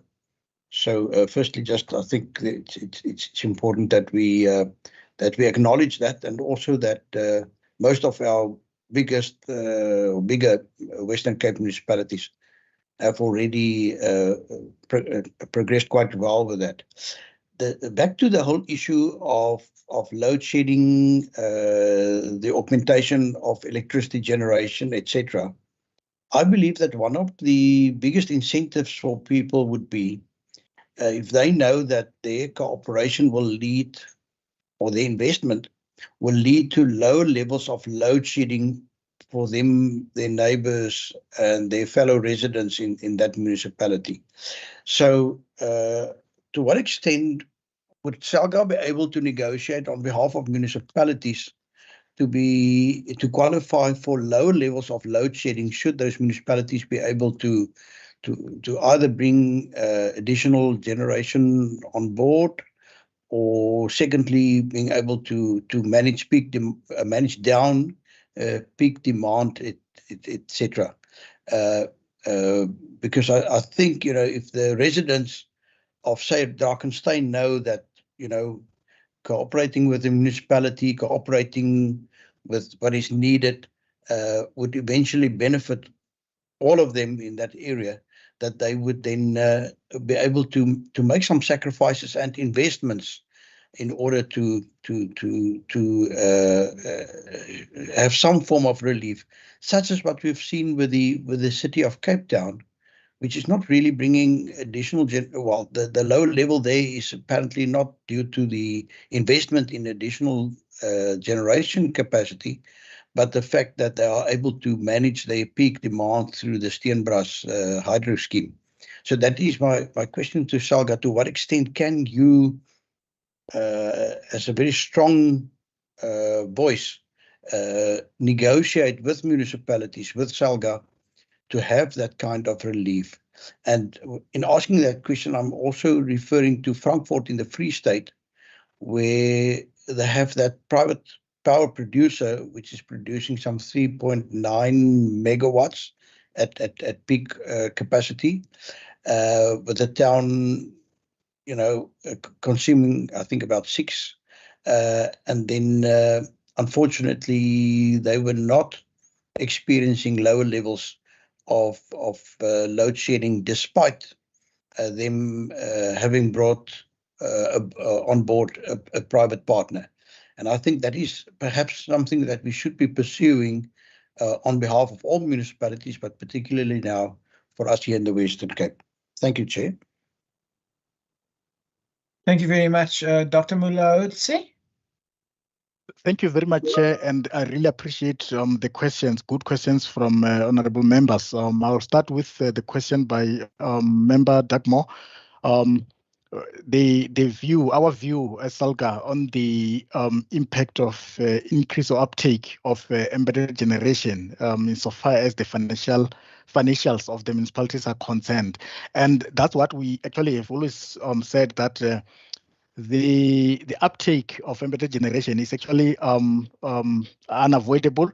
It has happened before the load shedding, but during the load shedding, it was so obvious that every consumer will look for alternative energy. Besides the load shedding, the other factors such as the increase in the annual increase of tariffs, the decrease of solar PV modules, those are just factors that on its own, customers it was imminent for customers to look for alternative energy options. So what our view is that because it is imminent, municipalities need to adjust to this transition, because it's part of energy transition. So how? So by ensuring that municipalities have got a fully fledged embedded generation processes in place, including the reasonable basic charges, including the feedback tariffs, and allowing the customers to connect their embedded generation with the municipal distribution network, so that customers can be able to pay the basic charge, which municipalities will make use of in terms of maintaining or servicing the distribution network. Then the feedback tariff. That's where municipalities can be able to buy the surplus energy from customers at a certain tariff that is always less than what the municipality is going to sell to another customer, which by default that will make it profitable to the local government. So that is our standpoint, that it is an avoidable one. Two, as municipalities, they need to adjust to this transition by having the small-scale embedded generation processes and systems in place. And obviously, we know how many we have trained municipalities. We know a lot of them do have processes in place. A lot of them have gone to councils seeking approval for the embedded generation policy, seeking approval for amendment of the electricity bylaw in order to accommodate embedded generation. And we're saying to many others, they need to follow the same route, and so that they can be able to adjust in this changing energy landscape. That's basically the question. In terms of issue of credit control, I will check on the chat and I'll respond in the chat because he was breaking. We couldn't hear him. Member Marie, what we have done every year, then specifically coming to 2023-2024 ESCOM tariff increase application, as SALGA, is that we have rejected the application, ESCOM's application to the regulator. We made it clear. We have gone to the regulator public hearing. We did present. We gave reasons why we are rejecting the increase because it was unreasonable high. And we made it clear that customers won't even afford that, and it will have dire consequences, implication to the economy, and many other things. And ultimately, we observed that NESA did approve 18.35 or so percentages, which we made it clear that we are not happy with that. Ultimately, we have taken NESA to court, which is actually ongoing as we speak. The court case is ongoing. We are still believing that we will win this because we have the view that NESA approved that tariff. NESA's approval of that tariff, it was unreasonable. And then the process is underway. That's in terms of progress and feedback that can be formally given every at a planned interval, if need be, through our offices in the Western Cape. Member Christians, is there a plan if municipalities do not reset all their meters by November 2024? It's a very good question. Nationally, we are scared. We believe that there are some municipalities that, they haven't started yet. They don't even have capacity and skills to do so. We are very much worried.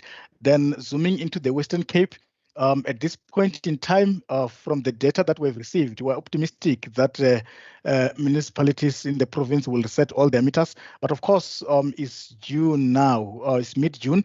We're left with 16 months, 480 days to go.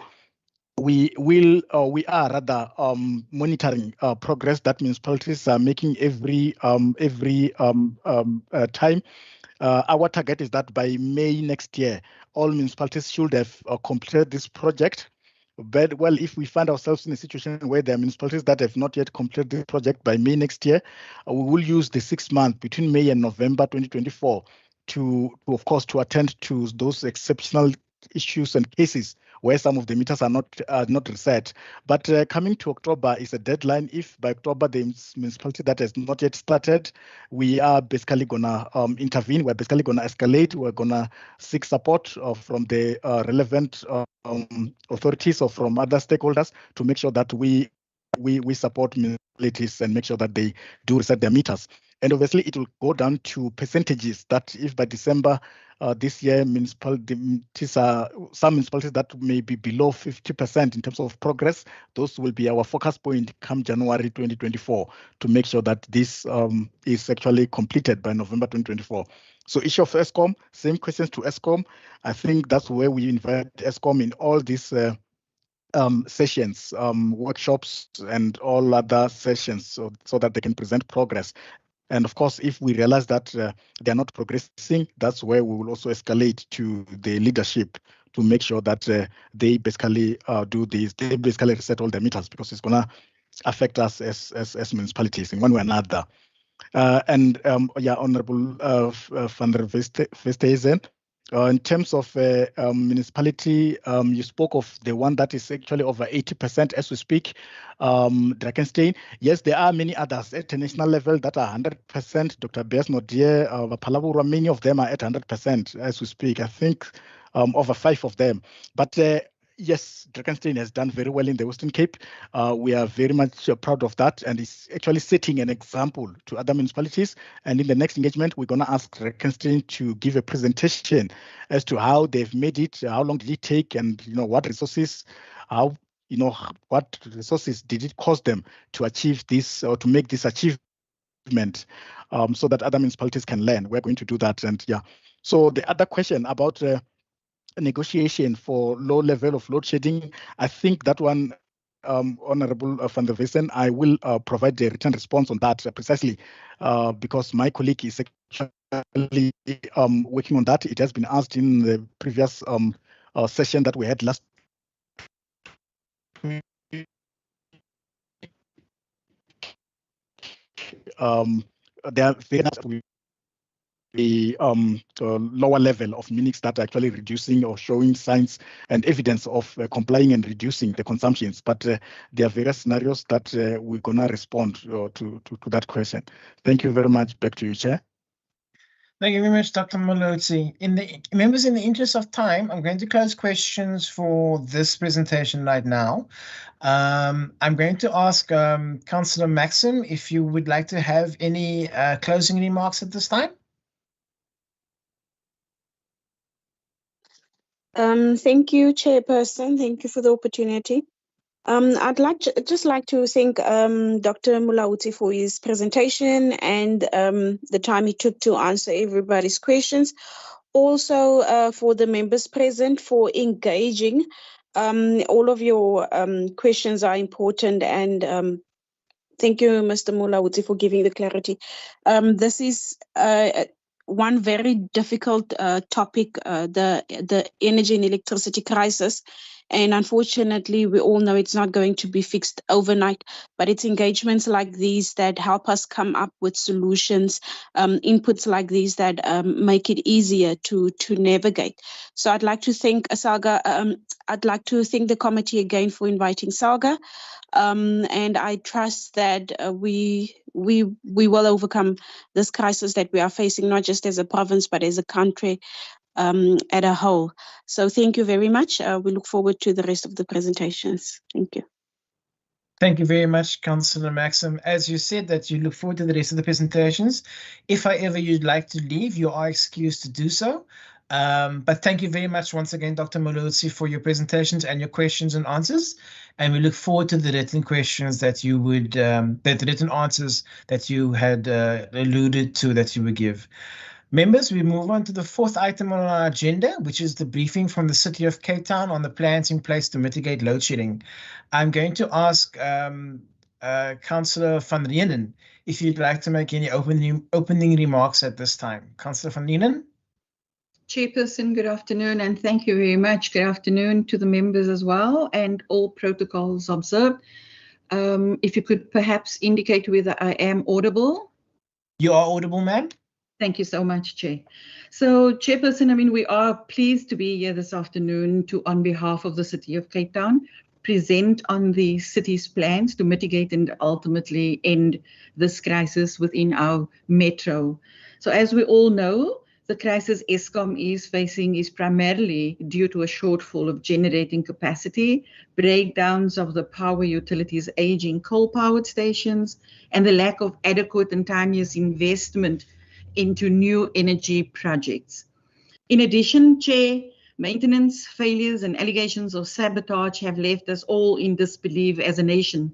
South Africa's slow pace in embracing the urgent shift to more renewable power sources that are less harmful to our environment has also not done us any favors. South Africa's energy challenges are the reason why we, as the City of Cape Town, have taken it upon ourselves to lead the renewable energy agenda. We have a vision to become a climate resilient, resource efficient, and carbon neutral city that enables inclusive economic development and healthy, thriving communities and ecosystems. This includes a target of becoming carbon neutral and climate resilient by 2050. So as part of this, the City of Cape Town aims to be a leader in renewable energy and alternative technology solutions through facilitation, promotion, demonstration, and connecting with businesses and citizens to find innovative solutions to address the challenges that we all face. We have a bold program, Chairperson, where we plan to add up to 1 gigawatt of independent power supply to end load shedding in the city over time, with the first 650 megawatt of this within 5 years, including enough to protect against 4 Eskom load shedding stages by 2026. So the ED will unpack in terms of our programs. So just to sum it up, Chairperson, our plans include the embedded IPP renewable energy, and that will bring 200 megawatts. The dispatchable energy takes us up to 500 megawatts, the wheeling up to 350 megawatts, and then, of course, the SSEGs and the city-owned SSEG as well, which will bring us 20 megawatts. And as I've indicated, the IPPs will bring us 100 megawatts. So, Chairperson and honorable members of this committee, I'd like to end off by saying that all this hard work going into all of these projects is as a result of a mix of dedicated officials who display a high sense of civic duty, strong political will and support, mainly from our Executive Mayor, Alderman Jordan Lewis, and strong administrative leadership of the Executive Director and his team. So we are, of course, very thankful and appreciative of the support and partnership that we receive from the Western Cape Provincial Government and Premier Alan Winde, as well as Minister Wenger. So, Chairperson, I thank you for the opportunity, and I will now hand over to Mr. Kadri Nasib, our Executive Director. Thank you very much. Thank you very much, Councillor van Linden. Mr. Nasib? Chair, thank you so much. Can I just confirm that my presentation is visible? Yes, we can, but we also see the next slide as well. So I don't know if that's okay with you. Yeah, I'm not sure. I would like to probably toggle between the screens, but if you're okay with that, I'll continue. Yeah, please continue. Okay, great stuff. So, yeah, what we're trying to do, and I think Councillor has done a great job in setting the context, and apologies if you don't see the screen completely, just tell me and stop me, please. The important thing to consider here is that we have both a short-term objective and perspective, and then a longer-term one that says that after we've sorted out the issues around load shedding, what does the energy market in the City of Cape Town look like? And we're going to talk about that in a little while, but we're going to focus more on the short-term issues, particularly with what we believe will be the status quo in terms of load shedding for the next couple of years. Now, in terms of our immediate objectives, certainly we've taken the stance that we should be mitigating up to at least 4 stages of load shedding. I would like to think that 4 stages will be sufficient, but if I look at where we've been in recent times, certainly we're aware now that stage 5 and 6 have become more the new norm. And so hopefully, we won't have to do much more than 4 stages in order to have, I think, a measurable and significant impact. Beyond the citywide mitigation, we also then have to consider our critical loads, and in particular, our wastewater treatment plants and our waterworks. When we consider the loads there, we need to realize that without adequate pumping, of course, we put the city's water and sanitation services in jeopardy. So a lot of effort has to be expended in terms of protecting this infrastructure. And this then forms part of a broader initiative, which is run by our disaster risk management colleagues, looking at stage 8 preparedness. So there we are already working towards a scenario in which we anticipate higher stages of load shedding than what we're currently experiencing. Lastly, we also need to protect our businesses and our households, and to that end, we are introducing a number of measures that are designed to not only shield them from load shedding, but also allow them to actually make a positive contribution into that particular space. So we believe that load shedding will be around for some time, unfortunately, notwithstanding the positive messages that have come out of political circles to suggest otherwise. So we're looking at it from the hard, cold perspective of the technical performance of Eskom's fleet at present, noting in particular that the energy availability factor, which is the blue curve below, continues in fact to deteriorate. In fact, we just got back to 60% now from a low of about 53, 54% in terms of availability. Now, coupled to the low availability of plant would, of course, be the brownish curve above that, which is your energy utilization factor, that in fact measures how hard the plants are run. So as you can see how the curves diverge in later years, particularly right now, what that effectively means is that Eskom fleet is being overutilized, and notwithstanding the fact that the plant isn't performing to high levels of availability and reliability. So this is one of the big concerns that we sit with. The other area, of course, is that we do need to consider how we are going to ensure economic growth within the country, which means that the current constrained environment that we're facing needs to be addressed. So beyond the availability of Eskom plant, we also need to consider that growth requires additional capacity, and that's got to come from new generation. So any program that gets introduced now to help address and mitigate the impact of load shedding has to consider both new power generation and then also at the same time consider the demand response or demand side management to help curtail the demand that we're experiencing. So this is really what we're going to be talking about in the course of this presentation. I'm going to first talk about the impact that is being made by our existing plant, which in this case would be our Steenbras pump storage plant. And this has been one of the success stories in the city, in the sense that an aged plant, and it's well over 40 years old now, this plant continues to deliver an excellent return on investment for the city, in the sense that we've been able to use it as an adequate lever to allow us to mitigate up to 2 stages of load shedding under certain scenarios, of course. Now, we believe strongly that we need to keep Steenbras running as long as possible into the future. It is, of course, the cheapest battery option that exists out there. And in order to do that, we're going to have to take the plant out for refurbishment within the next couple of years, and we've already set aside the funding to do just that. So currently, as I've said to you, we are able to mitigate up to 2 stages of load shedding. That equates in winter, one stage is about 60 megawatts, and in summer months, it's about 40 to 45 megawatts.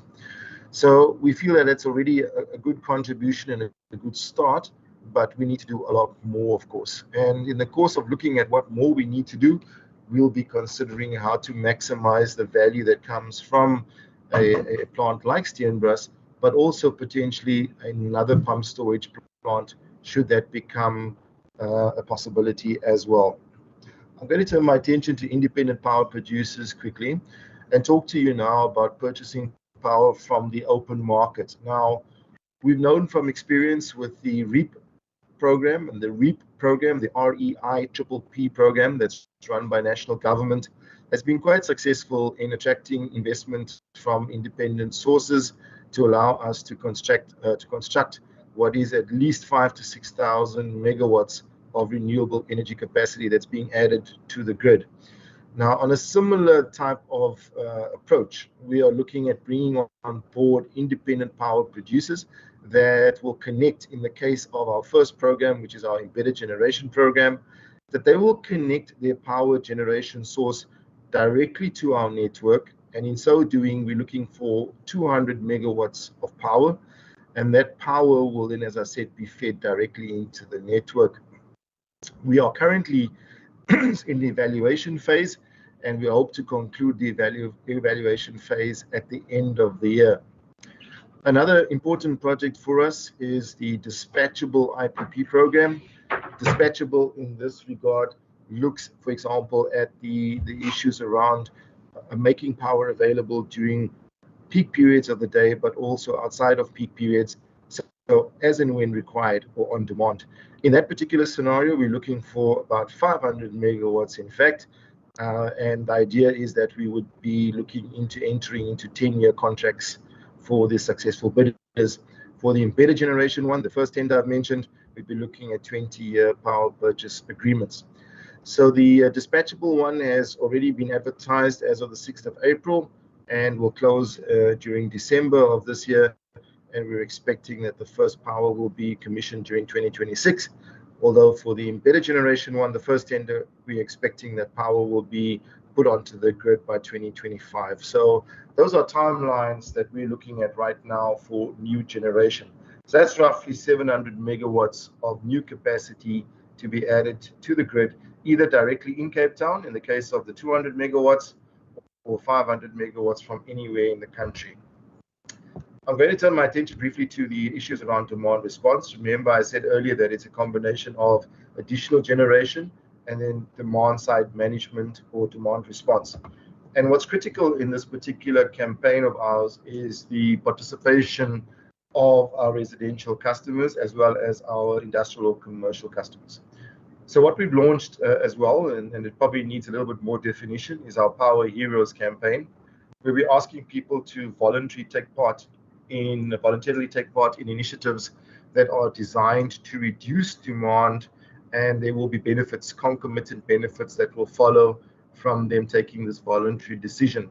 So for example, in the case of industrial customers, if they are located in close proximity to each other, and let's use Epping as an example, if you are located in close proximity to a substation and you sign up for the industrial curtailment program, you'll be expected to reduce your demand by 10 to 20% in exchange for not being load shed, providing all of you are based in the same location in proximity to a substation. So that's an important program which we're running together with our economic growth colleagues. Then on the residential side, we're looking at a program together with the private sector, which looks at an aggregator model. Aggregator in this case is a company, a supplier that will go out and consolidate the installation of devices within your household, and those devices will be used to actually remotely switch off appliances such as your geysers or any other loads that will help us to get to a target of 60 megawatts.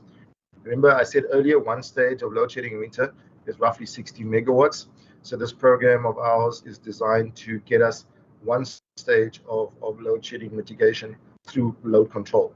We're also in discussions now with national government, with the Minister of Electricity, about the possibility of the City of Cape Town being a participant in a national pilot to then look at further load reduction in the residential sector in an effort to protect the industrial and commercial customers from daytime load shedding. So that program is still under discussion with the relevant parties. It is subject to budget availability, but if it does get the go-ahead, Cape Town is a willing participant in such an initiative. And there we'd be looking at reducing up to 600 megawatts off the grid in the City of Cape Town, which would really take us well beyond our initial target. In terms of city-owned generation, I just wanted to share with you briefly some of our plans that we have in place. Currently, we are looking at the option of constructing our own solar plant, which will be based in Atlantis. This plant is then owned by the city. We've just put it out to tender for construction, and we have received responses, which is great. So we'll be looking during the course of next year, during 2024, to actually construct our first utility scale solar plant. So this is exciting. It gives us an opportunity to study the technology and to be able to determine from there how much more investment is required from the city side into its own solar installations. If we consider then also some of the additional areas where we are looking at generation, some of this would be on a relatively small scale. For example, on the hydro side, we are looking at small hydro facilities that can be introduced around the city. The potential here was probably only up to 10 megawatts. And we have completed the study using external consultants, but the idea would be that it's subject to budget availability going forward. On the waste to energy side, we already have some interventions on the part of our urban waste colleagues that are constructing their own generation capacity at landfill sites.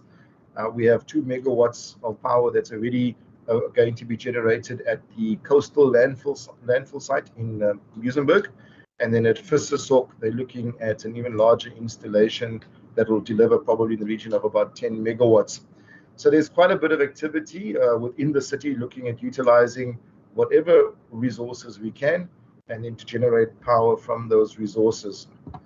Just lastly, on the own generation side, we are looking also at a large solar installation on the Paardenvlei site, which is in Somerset West. There we are looking at the potential for 60 megawatts, just about embarked on a feasibility study, and we may in fact do this with the private sector as partners. So that'll be a significant step up. I remember the first plant we're busy with is 7 megawatts. So this is a substantially larger installation and will give us quite a bit of flexibility in terms of its utilization. So I think this is one of the exciting developments within the city to monitor going forward. Probably commissioning this project only in 2026, but as I said to you, a substantially larger initiative than the ones that we've been currently looking at.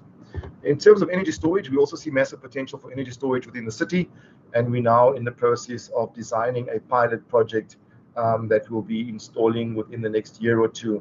There's also a lot of interest on the, excuse me just a second, sorry, it is winter, apologies. And we're looking at the private sector to also participate in the space and looking to create opportunities for private investment in energy storage. So that's also on the cards at this point. But energy storage will continue to play a critical role in terms of energy supply, but also in some other ancillary energy services as well. If we turn our attention to wheeling quickly, wheeling, of course, for those that are not too familiar with wheeling, wheeling relates to the third-party transaction that could take place on your network, in which a generator from the outside, an independent power producer, wheels its power through your network and sells it onto a customer that is embedded in your network. So here we are looking now at a pilot project to test our own systems on SAP that we're using, and then also to look at the legal framework to ensure that all the contracting and all the other requirements are actually adhered to. And in that particular case, we've gone out to the public. We've solicited about 16 applications, and we've accepted all of them and currently taken it to our council where they've approved the wheeling pilot. And so there's quite a bit of megawatts involved. There's about 355 megawatts that will be traded and wheeled in this fashion. And so we believe quite strongly that this is an important contributor to opening up the energy market in the city of Cape Town. So we've taken all the applicants and we've separated them out into different categories based firstly on their proximity, either inside of the city of Cape Town connected to our grid or external to our grid. And secondly, based on their commissioning dates in terms of when transactions would take place. And then we'd obviously prioritize based on those that are available in the short term, and then moving gradually to the last category where only after 2025 are we anticipating that that participant will be ready to trade. So quite a bit of activity in the space, and it will also allow, I think, other municipalities to benefit from the experiences learned by the city when it comes to wheeling power from outside. I'm going to talk now in the last part of this presentation to small scale embedded generation. This is probably one of the more widely publicized programs within the city. It builds on an existing program which has been running since 2014 already, albeit with some changes that have been introduced by our executive mayor and supported by Councillor van Wenen and myself. The idea behind the program, of course, is to allow participants, both residential and as well as commercial, to install solar installations on their rooftops and then sell the surplus back into the grid. Now, previously, we asked that we actually only allowed customers to be net consumers. In other words, they had to use more power from the grid than what they actually fed back into the grid. Now we've changed the rules to allow, in particular, the commercial customers to generate far more power than they can actually use themselves and sell that back into the system. At some point, when they've built up sufficient credit to pay off their utility bill, they can actually be credited with an amount which we will then refund to them. So it's a nice cashback system at the end of the day for those that qualify for that. So we've received quite a lot of applications for these systems to be introduced. We are quite stringent when it comes to registration of these systems for legal as well as for occupational health and safety reasons. We are quite stringent. The call by the mayor for people to invest in these systems has obviously led to a massive spike in applications, which is being shown on the screen. So we are now in the process of trying to manage this huge influx of applications that we've experienced. So So far, for this particular year, we already have 2,333 applications, and we're anticipating well over 5,000 for the course of this year. So there's quite a bit of installations already that are installed. These installations, as I said to you, are between residential and commercial. Most of our installations are naturally residential in nature, but the bulk, about 70% or so of the megawatts that are installed come from the commercial sector. So when we talk about the registration process, there have been a lot of concerns raised by the public with respect to the time that it takes to get their systems registered. In some cases, there have been concerns about the cost of the bidirectional meter that is a requirement for the system. And so we've been working now towards a system that is far more automated, together with our ISMT colleagues, and then also to look at not just shortening the approval process and time that it takes, but also to look at reducing the cost associated with the meter. Bearing in mind, of course, there's no actual cost for registration. There will, of course, be costs associated with the installers that you use and the sign-offs that are required by your PRNs. So there will be that cost to contend with. So this is the work that we're engaged in right now, and towards the end of this year, going into next year, there will be, I would say, dramatic improvements in the turnaround time to process these applications and get these systems registered. Now, on the communications and awareness side, we are engaging now with the public to provide all the necessary information on registration, as well as to encourage users to use an approved PV inverter list. That will allow them to get their systems approved so much faster, because those systems have already been vetted by the city, which makes it easier for us to authorize their installation. We also produce various guidebooks to assist the communities out there and customers out there to practice more sustainable practices within the environment. So we provide these handbooks to the public. What's also important is that we also ask our communities to take the necessary measures to be better prepared for load shedding. So we issue that advice to the public on our website. And of course, we are available through various other platforms to engage on. And so we're quite amenable, to any other forms of engagement that's possible. Now, just to end off with very briefly, just to note that there are some tips that we do provide, and we do give some guidance to the public as to what kind of solutions are priced at what levels they're priced. And that tells you more or less in terms of what the application is intended for. So this gives you a useful guide in terms of deciding for yourself what kind of system do you need, and the relevant pricing that should come with that, because that's a common consideration on our side is, well, what will it cost me to go off grid? And the question we always ask first is, why do you want to go off grid? It's very expensive to go off grid. And at the moment, it's still cheaper to have grid backup for your systems. Yes, it's great to have solar, but bearing in mind that grid backup is very difficult to replace. So we do offer this advice, and we talk then, as I said, through various options. We show them, particularly for hybrid solutions as well, what the payback periods are likely to be. And that should really give you a very good guide in terms of what's possible and what will it save you per year, and based on the type of technology that's being offered. So yeah, we'll be updating this as we go forward, as and when information becomes more available, but also with the intention that as new services become accessible, we'll be able to inform our customers out there as to what those opportunities might be. So Chip, on that note, thank you for your attention this afternoon, and we're happy to take questions on the presentation. Thank you. Thank you very much, Mr. Nassib. I will now afford the members the first round of questions. As normal, we will have five members asking 3 questions each in this round. I recognize members Kasim, Christians, Van der Westhuizen, and Marie in that order. Member Kasim? Thank you, Chairperson, and thank you for the presentation. Following the approval by the City of Cape Town Council to allow independent power producers to supply or will electricity, My questions, I'll keep it basic to three. The first one, whether these independent suppliers will be selling electricity directly to the city, which will in turn sell it to end users or to households, and then whether electricity rebates for the elderly and indigent households will remain in place under even circumstances where electricity is supplied by the private sector. If you can just give confirmation on that. And then the last one, what mechanisms are put in place to make sure that electricity become affordable to everyone? Thank you.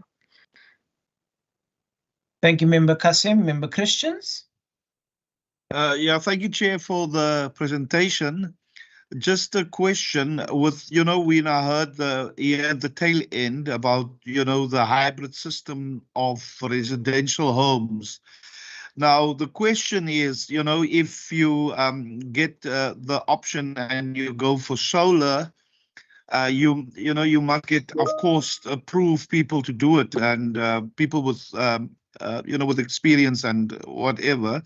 But the question is, I believe they must all register by the City of Cape Town. Now, if you have one solar installed and you get the right people to do it, reputable and registered, why must you still register at the City of Cape Town? That's the first question. The second question is that, people are saying everybody must get inverters, and inverters actually, does that drain the system more?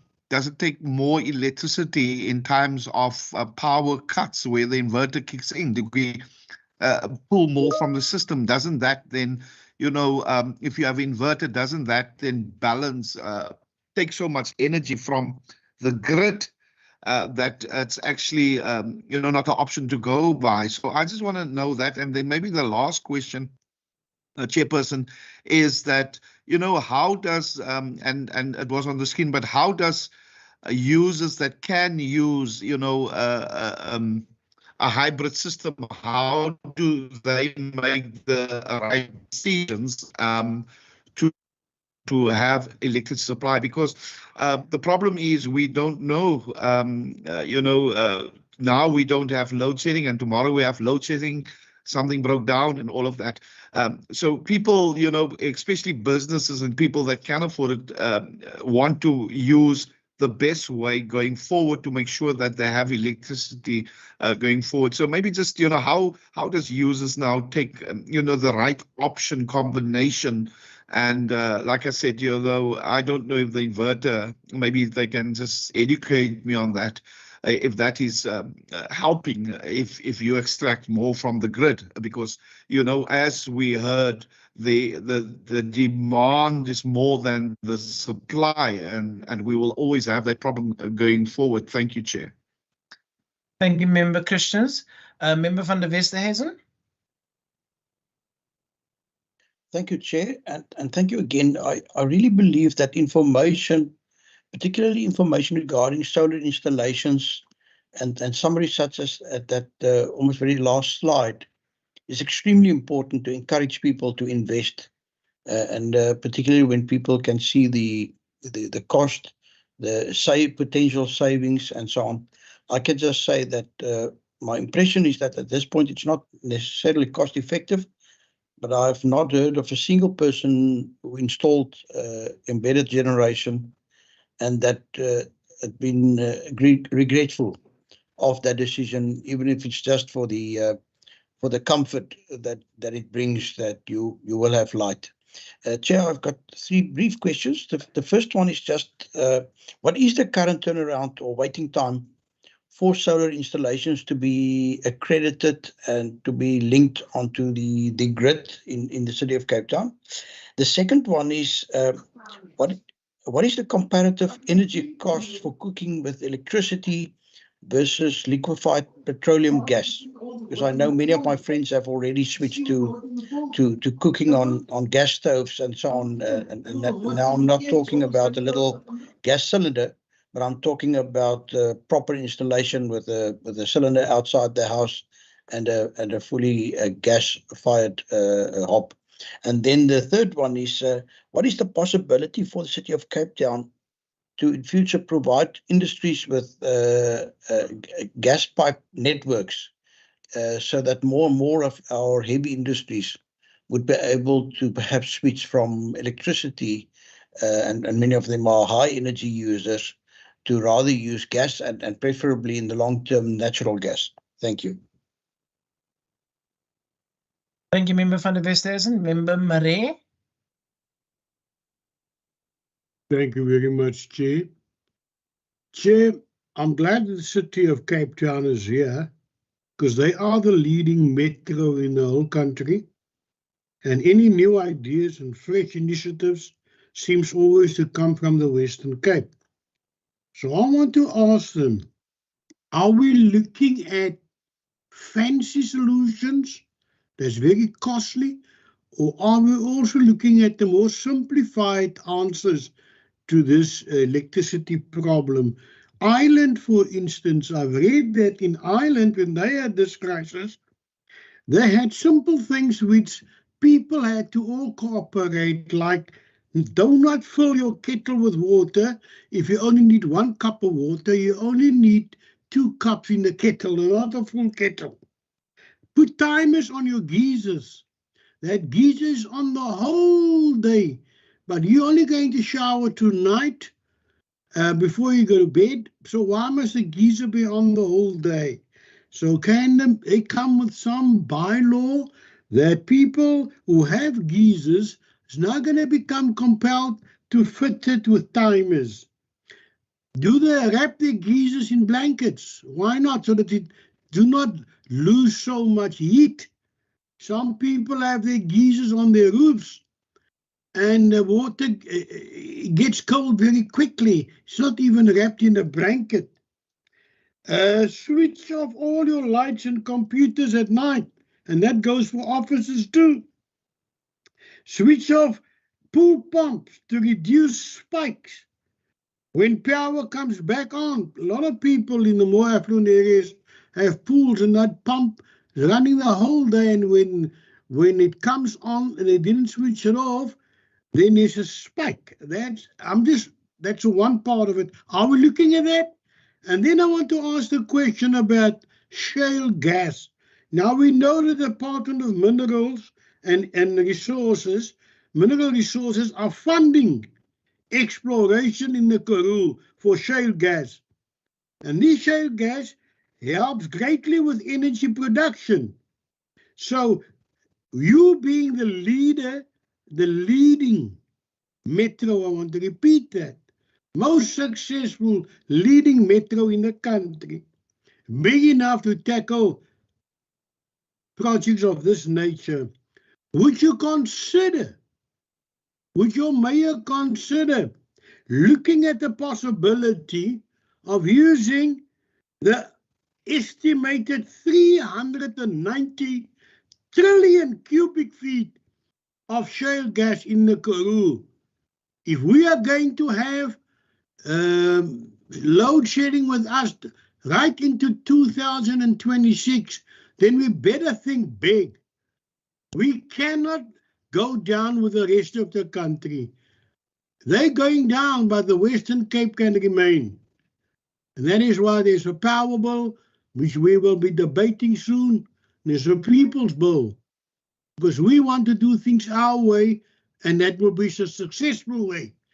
That's all I want to ask. Would you give me straight answers on those issues? Thanks. Thank you very much, Member Marais. I do see Member Dugmore as the 5th and final member in this round. Member Dugmore.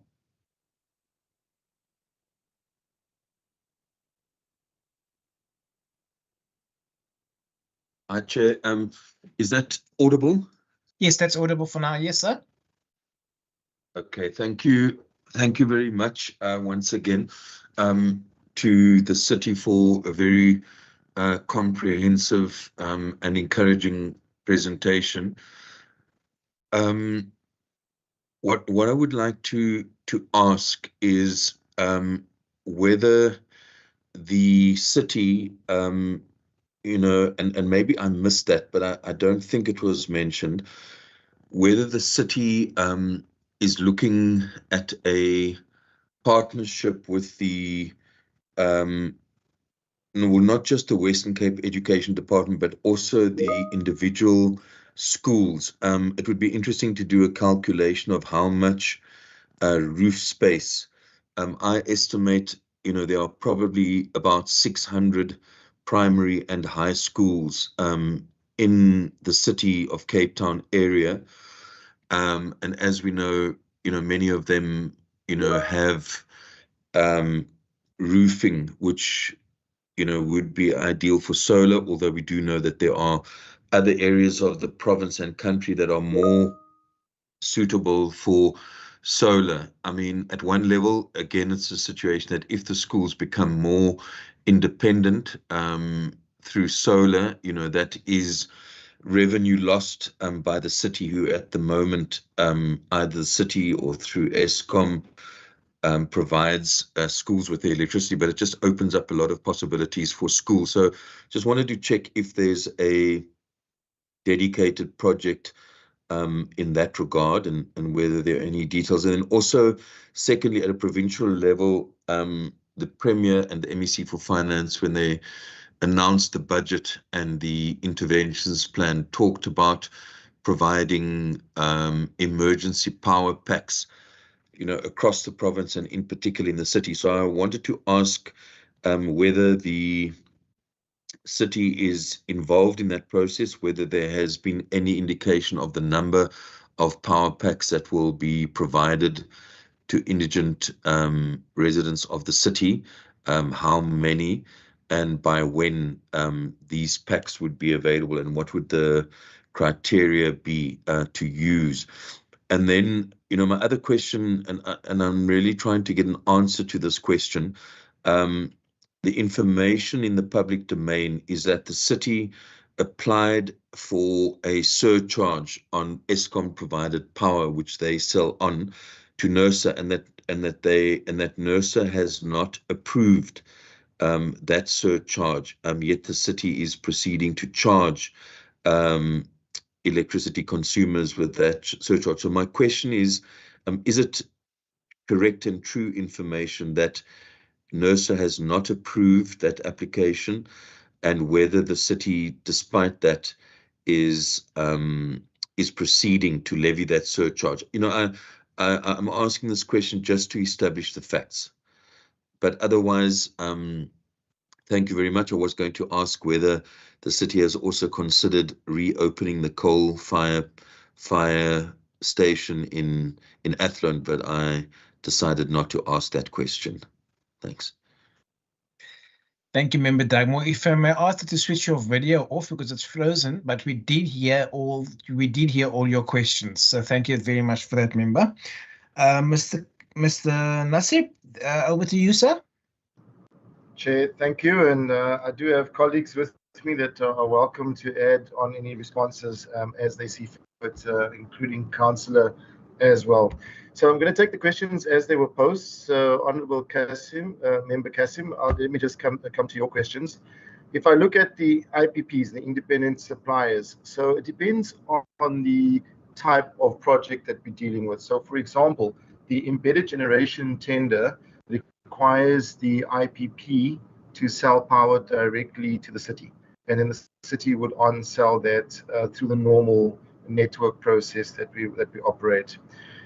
In certain cases, for example, the wheeling project, the independent power producer would then have an agreement with the city as well as with a customer, and then they would sell power to the customer. We as the city would still transmit the power, and so there'd still be a relationship between ourselves and the customer as well. So there, the pricing will be set by the customer and the third-party participant, who's a generator, and the city itself will add on a use of system charge, and that is then publicized and approved by the regulator. So that is very much a part of our wheeling framework at present. So the idea is also, if we consider the indigent and the elderly, we currently do offer relief in the form of our indigent tariff called Lifeline. We've just expanded the scope of that tariff to allow for a greater utilization of power at a lower tariff. If taken it up to 600 kilowatt hours at a lower tariff. And so that is already a big plus. And that will stay in place in terms of the indigent support. That's over and above the free basic electricity that they qualify for, depending on the financial circumstances. So we will always be endeavoring to protect the poor elderly in that regard. And that forms part of our energy strategy as well, by the way, going forward. So yeah, so we are looking at various interventions to make electricity affordable. We believe that the purchase of power from the open market at competitive prices will be a start, but also if you consider the price increases that come with the contracts that are signed with the service providers, we'll be limiting those increases to mainly inflation-related increases rather than the price spikes that we've seen in recent times coming through from Eskom. So definitely that will be a part of it. Where there's city-owned generation, for example, the Atlanta solar plant as well as Paarl de Vlei, we could well look at occasions where there is no increase in the cost of electricity over and above what's normally catered for on an annual basis. So we'd be looking at interventions on that side to ease the burden on consumers. Now on to member Christians, just in terms of the registration process around SSEG.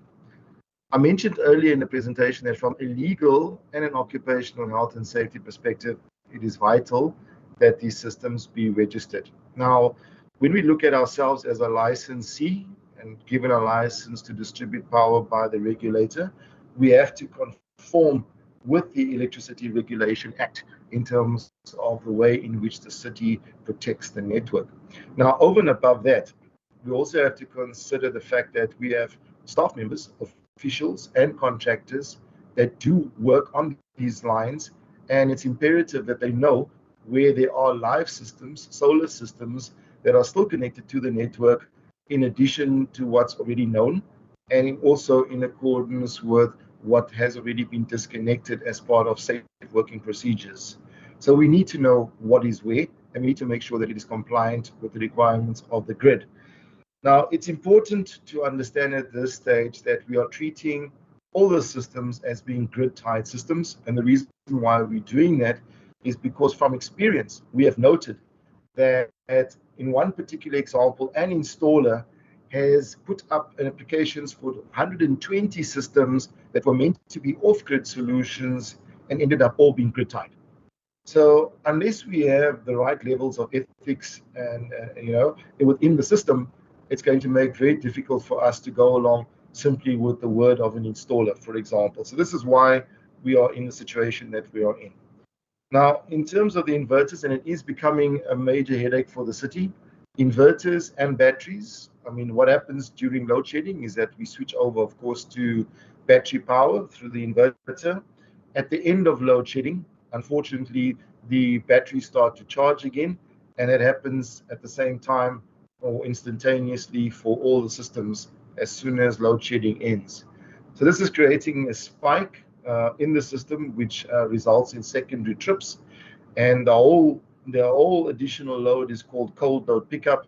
And if you consider the fact that geysers, then also the elements, then also switch on at that particular point, together with people using their heaters, and you can imagine the serious spike in demand after load shedding. There is a proposal on the table to consider software that can be introduced, and that software would be designed to assist the grid to be able to manage the issue around cold load pickup by sending the relevant signals to these devices to allow them to switch on at different times. So we're still in the process of discussing whether such a system could be introduced or not, but it is going to be needed in the future. There's no doubt about that. So when you look at the last slides that I showed you in terms of the comparative prices as well as the type of systems that can be used for different applications, you would note that for these hybrid systems that includes the utilization of solar plus batteries, it's important to work out what the needs of your household are and what you're trying to achieve. If you're trying to take your house completely off grid, you're going to spend anything from 200,000 to 300,000 Rand minimum. That is the reality at the moment in South Africa. If you're only looking for protection during load shedding, you can look at 50 to 60,000 as being reasonable. That excludes solar and is very, very basic in nature. And that's the type of thing that many people are now switching to purely for financial reasons. I think what's important to understand as well is that more and more people are not looking at the return on investment. So the payback period becomes largely irrelevant in this discussion because people are now paying for the convenience of having power during load shedding, and that will come at almost any price. So I'd urge people just to pay attention to the Cape Town website, just to have a better understanding also of what's currently available and at what pricing. In terms of Member van der Westhuizen, thank you for the comment regarding the solar installations to provide that information to the public, and we will continue to do so. In terms of the current turnaround time, the current turnaround time is distorted by the information that is awaited by the public. So 80% of the time that it takes to actually register a system is actually spent waiting on the customer to provide information or waiting for the installer to complete the necessary installation and compliance in order for us to commission the system. Now that's important because the perception exists that it's entirely the fault of the city that there are these delays. So currently it can take us up to 5 months in some cases to get these systems approved. What shortens the turnaround time is the following. If you use an approved inverter and solar system as contained on our website, it shortens the turnaround time dramatically. Where we are experiencing challenges where people use non-standard systems, particularly for pricing reasons, and that leads to problems from our ability, because of our ability to test and evaluate whether such a system is suitable for the grid or not. So this is in part, I think, a cause for concern. As I said to you, the time that it takes is 80% is taken up by the public needing to respond to us.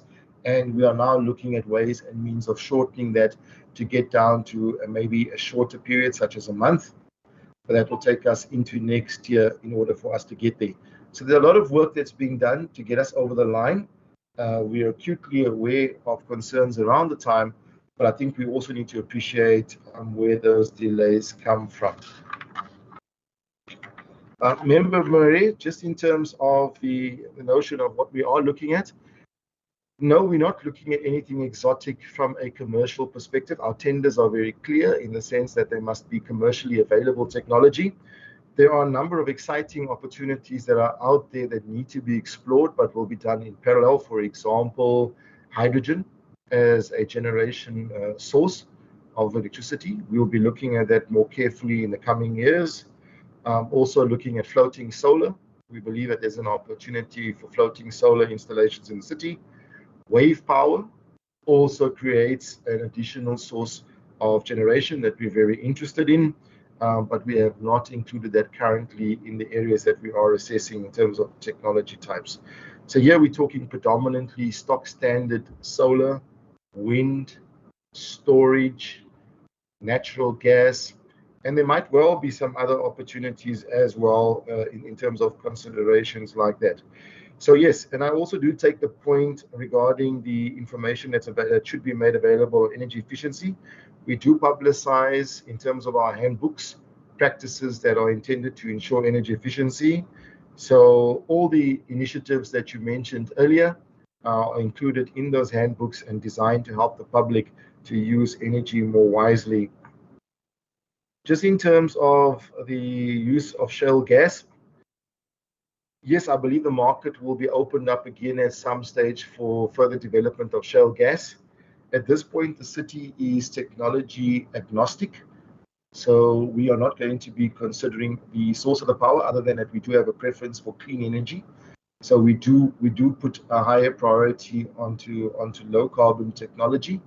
Where there are concerns about the environmental impact, we know that there will be lobbyists and groups that will contest this, as has been the case with nuclear, even though there is an interest, for example, in smaller modular nuclear reactors as well for the Western Cape region. So when it comes to shale gas, if the power is generated, for example, in the Karoo and then transmitted to Cape Town, that goes beyond our remit in terms of considering the environmental impact. We'll be looking mainly at price. But I would say to you that if there are environmental concerns, the city may well turn around and say that shale gas is not a preferred option for the city. And we've seen this kind of reaction in regards to, for example, car power ships, where there's been a lot of negative publicity, particularly from environmental lobbyists as well. And so we'd be taking a serious look at whether we intend to use technology like that in the future. Member Dugmore, just in terms of your questions, Province has been looking at the utilization of alternative energy for schools. So that program is being looked at by Province. It doesn't directly involve the city. It's being driven primarily by Province, and they are looking at solutions, including in some cases containerized microgrid solutions as well. But I would say predominantly solar, but with in some cases some additional technology that could be made available. There's definitely a need for us to talk more on this, and I'm sure that we will be engaging more as we go forward. The load shedding starter packs that you alluded to, those are driven also exclusively by Province. The City of Cape Town has recently been included in discussions in that regard. Our role at this point only extends to providing the beneficiary list in terms of the indigent residents in the City of Cape Town that would be eligible for such starter packs. I believe there's been discussions about 400,000 of these systems. I'm not sure if that's in Cape Town or across the province, but 400,000 as a number has come up. And as I said to you, our involvement at this stage would extend only to providing access to the communities where we have indigent members of that community. Just to answer your question regarding the surcharge, yes, we have a contribution to rates that is applied to our tariff. The regulator does not pronounce on surcharges like that, so they usually would not comment on the nature of the surcharge. That would be at the discretion of the Metropolitan Council. So yes, we do levy a surcharge because we have other additional services that need to be paid for, public lighting being one of those, and that has to be recovered from the tariff in particular. We currently are engaged in mediation with NERSA regarding the approval of this coming financial year's electricity tariff. They have not approved the methodology that we used, even though our tariff increase is lower than what they've prescribed. And so we're now taking the matter further. We will give them, I think, a different costing methodology, and then based on that, we're hoping that NERSA will agree. Otherwise, we may have to consider legal routes to ensure that we introduce the tariffs that we have determined to be the most effective for our customers out there.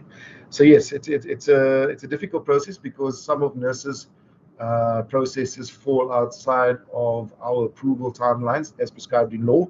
So there's a bit of disjuncture between NERSA processes in terms of public participation and how long it takes them to deliberate on increases versus the time that we require to get an approved tariff through council in time for the 1st of July. So that is an ongoing issue, but I think over time we'll probably get to a better state of understanding with the regulator.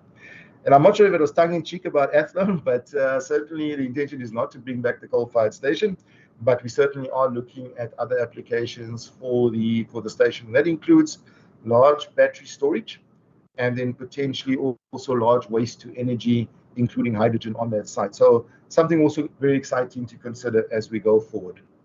Chair, thank you. I hope I've answered all of the questions. Oh yes, the one that I didn't answer was on the comparative cost around gas versus electricity. I don't have that figure offhand. I would make a similar case for gas-fired cooking as I would for solar systems. It's not about the payback. It's more about the convenience of being able to cook during periods when you don't have power. I use gas myself, and overall it's a lot cheaper, but I can't tell you how much cheaper. But I can certainly tell you that it is cheaper than using grid-based electricity. Thank you, Chair. Thank you, Mr. Nassib, for those answers. Members, I am going to ask for one more round of questions if necessary. Member van der Westhuizen. Can I proceed? I just want to check. Remember that hand was up earlier and it wasn't lowered. Is that another hand, sir? Yeah, just another one question, Chair, if that's possible. I'm having this problem with the hand function. Yeah. Okay, that's fine. Can I ask that our member van der Westhuizen goes first and then you, sir? That's fine. Member van der Westhuizen? Thank you, Chair. And again, thank you very much to Mr. Nassib. It is really heartwarming to hear him talk and all the knowledge that he's sharing. We appreciate having people working for local government with that kind of capabilities and capacity. Chair, I do know that in some parts of the city of Cape Town, many years ago, they introduced demand-side management software and hardware, whereby they would send, I think they called it like a ripple wave on top of the alternating current, which would then switch off geysers in certain areas. Now, the city of Cape Town is not the only municipality who embarked on such a program, and I'm really now talking, I think, 20 and more years ago. A number of municipalities did that. At that time, it was meant to manage the peak demand, normally after work hours, when people come home, children get bathed, heaters get switched on, cooking is happening, and so on. And my question is it not time now? Because in some cases where I made inquiries from other municipalities, I was told that some of these systems fell into disuse.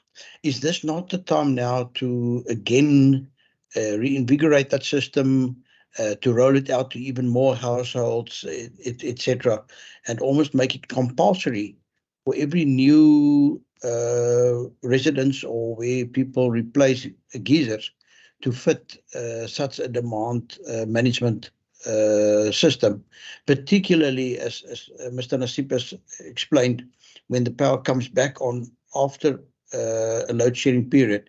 Even if we could, in my layman's terms, wait 30 minutes and then switch on the geysers in that particular area. I would love to get Mr. Nassib's response to that. Thank you. Thank you, Member van der Westhuizen. Member Dagmore? Thank you, Chair. Chair, no, the Athlone comment wasn't necessarily a serious one, but I just, and obviously, as I understand it, the actual station has, been dismantled. There are some other buildings and structures there. And, I'm aware that at one stage there was a proposal called about the utilization of that property. But I was just thinking in terms of issues related to cleaner ways of burning coal or, using a facility like that, to look at, what could still be done in an innovative way. I think it would just be useful to keep that in mind. And then if I'm not sure if the city can answer this, maybe one of the councillors, but I did raise it with Salga, and I'd also like to ask the city. We have quite a major concern that in regard to what some would refer to as credit control policy, there are residents of our city who, for instance, go and buy 100 Rand worth of prepaid electricity linked to the city. And if they, for instance, are arrears on another account, that 100 Rand can only buy 10 Rand or 20 Rand, or whatever the case may be. And I mean, that's a huge impact on people who don't have a lot of resources, are possibly receiving the Egerton grant, but may have used, more than the allowable quota of free electricity, etc. So I just want to ask, is there a formal city policy on that matter, which allows the deduction of money paid to purchase electricity prepaid, to then deduct a certain amount? And if there is such a policy, could we please be provided with that copy, with a copy of that policy, which allows that to happen? Thanks. Thank you, Member Dagmore. Mr. Nassib? Thank you, Chair, and thanks to the members for the questions as well. So I'm going to just tackle those two that have come up now. So first, Member van der Westhuizen, just to talk to you about the project that you mentioned and alluded to. Absolutely right. It's called Ripple Control. And the Ripple Control was introduced in the late 90s, in fact, early 2000s. And the project was initially piloted in Durbanville before being extended into other areas. Currently, the system is not widely utilized. It is slightly dated, and at the same time hasn't been well maintained. So yes, it has fallen into somewhat of disrepair. Also, people have learned how to bypass these systems, which also makes it less effective.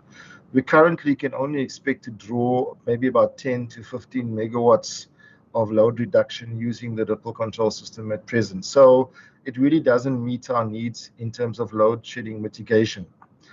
The Power Heroes program that I mentioned earlier on the residential side would look to rather reducing the demand by 60 megawatts using different technology in this particular case. So probably more combination of GSM rather than radio, although radio has the benefit of much less interference in the signal, particularly as you get to larger and larger numbers of installations. So I'm still very keen on using FM because it is, I would say, one of the more preferred forms of communication. There are others, and we are exploring those as well. The other project I mentioned, which is with national government, if it goes ahead, would look to a much larger population size in terms of the target, and that would be to reduce by up to 600 megawatts. So that would be 10 stages of load shedding, which means jobs done and we all go and play golf. But yeah, on a serious note, it means that we'll have to consider very seriously the budgeting for that. And as I've mentioned to you earlier, that has to be sourced from national government, and they've already committed to engaging with cabinet on the sourcing of funding for the national pilot. But yes, we will certainly be upgrading the old Ripple Control to become, I think, more flexible and more tamper-proof, which has been one of the other considerations from past experiences, but definitely a focal area for us. Then, Member Dugmore, I think, yeah, we're going to have to get that credit control policy to you. It is not a, I know that it's not a popular intervention on the part of the city. However, I must explain that it is one of the best ways of keeping a dedicated supply of either electricity or water to a customer that defaults. And I know it's not popular, but at the same time, it is, I think, a more humane way of dealing with the issue. But I know that there are differing views on that, and so I'd rather give you the credit control policy, and we will endeavor to pass that through. And then, you know, you're welcome to engage further with the city on that. This is driven by our finance colleagues under the CFO, Mr. Kevin Jacoby. So I'd invite you at this stage, you know, to direct any further queries to the CFO who's responsible for that policy. Maybe just to touch on Athlone, you asked also about whether there were cleaner ways of burning coal. There are cleaner ways of burning coal, in particular a technology, a process that we call underground coal gasification. So instead of mining the coal and then burning it in a plant, a thermal plant, you actually burn it underground in situ. And so that is now being piloted and tested by Eskom, and there's already plans afoot to build such a facility in the Free State. So that's one way of doing it, and there are other ways which relates to what we call clean coal technologies, and that just really talks to the way in which the coal gets combusted. And then lastly, there's also what we call carbon capture and storage or sequestration, and that really says that you can burn coal normally, and then you extract the carbon dioxide, and then you either store it underground, or you can turn it into something more usable. So you can actually turn it into a liquid fuel as well, by the way, with the proper processes in place. So there's a lot that can be done. I think it comes down to cost and availability, particularly for us in the city of Cape Town. It's difficult to see us getting coal railed or freighted to the city at a reasonable price. And certainly given our decarbonization target of getting to net zero carbon by 2050, would not fly in the sense of the strict targets that we've set ourselves as a city. Chair, on that note, thank you. Thank you, Mr. Nasip. As a final one, because we only had 2 questions in that round, I'm going to ask Member Maretis to pose his questions. Thank you very much, Chair. just something that came to mind now after the question of Mr. Dugmore, Honorable Dugmore, about deducting arrears from any purchase of electricity, and the person just get the balance. Now, okay, if that is the policy, what are you doing about people with illegal connections that might have been using electricity for months before they discovered? Do you charge them? Do you recover any?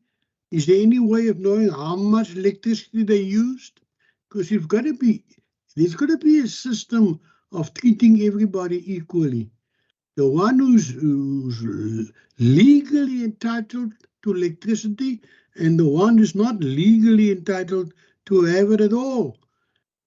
What is your council's policy regarding illegal connections, which sometimes they call it spaghetti towns, because all over there's wires going directly to certain structures and they use free electricity.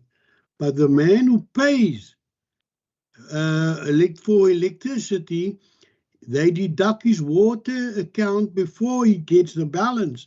So where's the justice in this whole policy? Thank you, Member Marie. Sorry, Mr. Nasip, if you could answer that.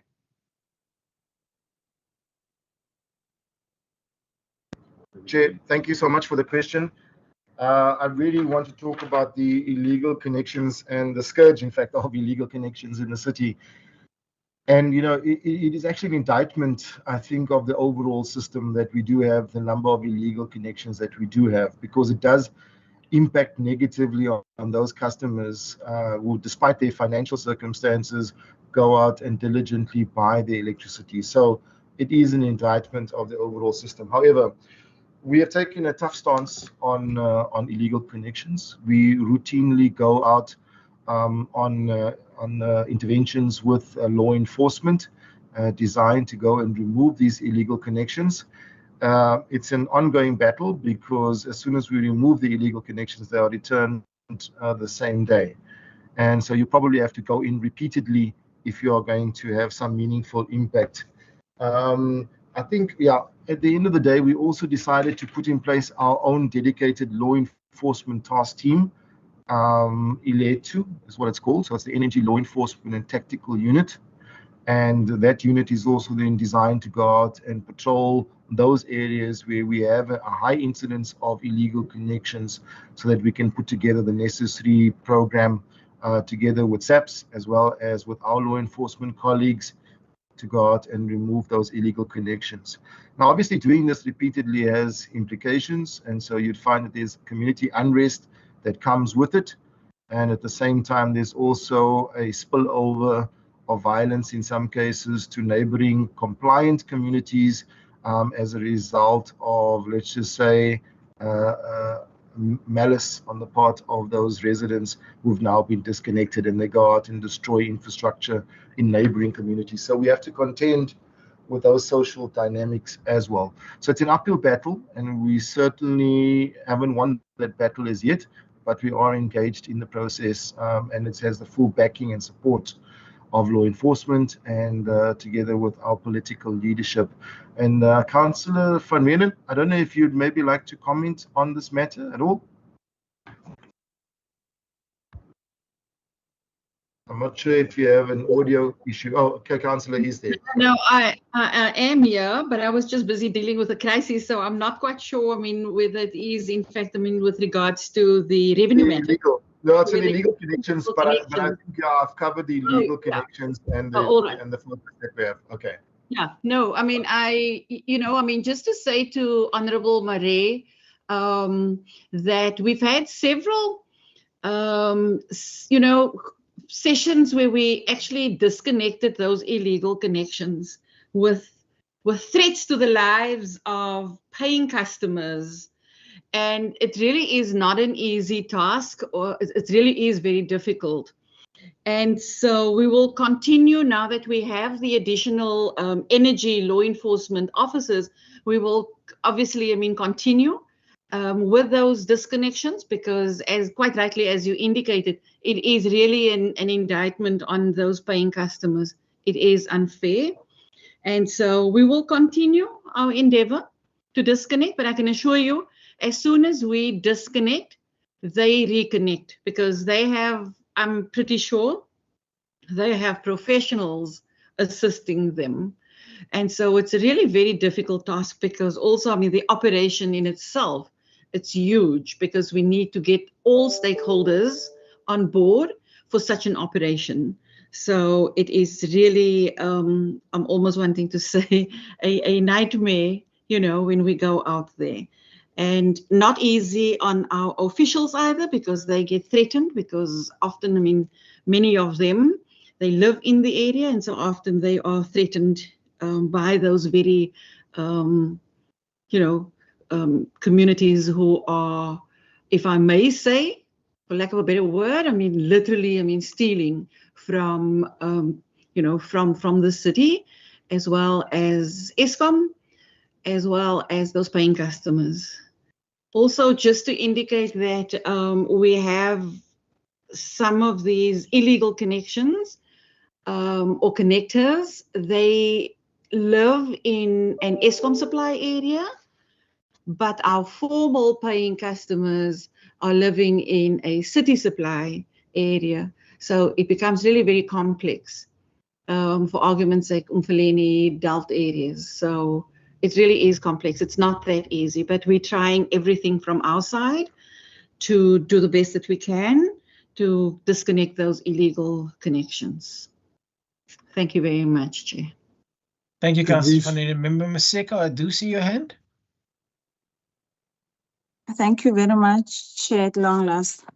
I just want to find out, and I'm sorry if I didn't hear the part of for the illegal connections. I know municipalities, and I wanted to ask this question to Salga also, because some municipalities, a larger portion of their revenue, the dependency is or was on the electricity, and illegal connection to an extent did negatively impact on those municipalities. So I want to find out from the city, have you ever attached the cost to the illegal connection of the revenue that you do lose is to what an extent, if you can put it in a rent value? Thank you, Chair. Thank you, Member Maseko, and thank you for Keith for persevering with that connection. Mr. Nasip? Thank you, Chair. I'll come in, and then I don't know if Councillor, if you'd also like to add to that. Yeah, I mean, we do go about trying to quantify the financial impact of illegal connections. It runs into hundreds of millions, because we also include the cost of damaged infrastructure, in particular our transformers, as a result of the illegal connections. Overloading does cause fires. There's also, of course, damage to the property as a result of vandalism and theft that comes with the illegal connections. So when you add all of that together, you get into figures of well over 200 to 300 million per year. Now, this cost has to be recovered somewhere within the system, which, as I said, places an unfair burden on the normal law-abiding citizens out there, who then have to shoulder the burden of this extra cost. Now, the city has to be sensitive, of course, to the plight of those that are not electrified. So we do have a program which looks at electrification, and it's done either by ourselves or by Eskom, depending on whether it's an Eskom supply area or a city supply area. So we are actively engaged in a process to electrify those areas which can be electrified. But unfortunately, there will be cases where you'd find that the communities have settled on land which is contested, privately owned, and the landlord has not provided consent for the area to be electrified or to be settled on. And then also in some cases, they settle on land which is not electrifiable, either because it's located below the floodplain. And if you look at the weather this week, you'll understand why we can't electrify them. And then also, if you look at areas where they build under electric pylons, they're not allowed to do that for safety reasons as well. So all in all, we find that there are areas, unfortunately, where we are not allowed to electrify. and those are commonly the areas that resort to illegal connections. So this is the problem that we sit with. It's an ongoing issue, but ultimately we hope to resettle some of those people into areas where they can be electrified. Councillor, I don't know if you'd like to add to that. Thank you, Kadri. Also, just to, it's obviously really very difficult, I mean, to quantify these illegal connections. But what I can indicate to the committee is what it is that, what the cost involved is, of course, I mean, in terms of vandalism, theft, as well as illegal connections. And for our first quarter, January, February, March, it costed us literally 6.5 million rand. And so the second quarter report is not available as yet, but our first quarter report, I mean, we speak of 6.5 billion rand. And that's huge. That really is huge. So, yeah, we are really hopeful to win this battle. And more so, you know, with our engagements, because I've had a discussion with Eskom also today with regards to illegal connections, and we will be engaging them pretty soon again, you know, just to talk about the way forward in terms of all of these illegal connections. So yeah, that's where we're at in terms of illegal connections, but also our vandalism, theft, and included in that is the illegal connections. Thank you, Chair. Thank you, Councillor van den. Members, we do have other matters to discuss. So as a last bite of the chair, I'm going to allow Member Marais. Thank you so much, Chairman. The problem I have here is that there are people now living in houses which has access to electricity. And if they bypass your system and they also illegally connect, because a lot of our guys, I knew one of them some time ago, years ago, who's an electrician himself. He can do that very easily, bypass the system. They even turn it, the dial down so that it turns much slower and you get a false reading. All sorts of tricks. Now, if there's no penalty for what these people are doing, no penalty, they don't even take their names, their ID numbers and so on for record purposes about whether they're guilty or not, or there's not even a municipal court that finds them guilty, then have to go to the criminal courts, there's municipal courts also. And that stands against their name and record. Anything that will make them think twice of doing it again. But if they're going to get away every time with it, they will continue doing it. How can you say, well, he's stole now, but there's nothing we can do. We have a legal system, we have courts, we have police, but you know, they're very violent and they are going to threaten us. Then there's no law and order in this country. Is that your answer, that they can continue illegally using millions of rands of electricity without any penalties? Thank you for that, Member Marais. Councillor van den, if you'd like to respond to that. Chairperson, no, I mean, we really, no, not at all, Honourable Marais. But as an honourable member, I really would like to encourage you, I mean, if you are aware of anyone who's bypassing, please, I think that we as, you know, honourable members, we have a duty and a responsibility to report these to the authorities. So I really would like for you to, I mean, to encourage you to please report this particular person if you know who it is.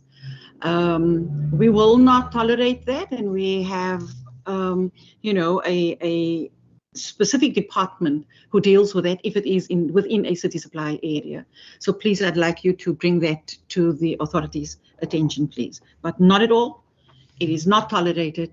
If we are aware of anyone who is bypassing or any formal house, in fact, I mean, who is stealing from government or the city of Cape Town, they must be reported. And if it is city, we will deal with that person within the line departments. Thank you. If he does it, I will, but he hasn't done it yet. He just said it's quite easy. Thank you. People living in normal houses can also do it, but he didn't do it.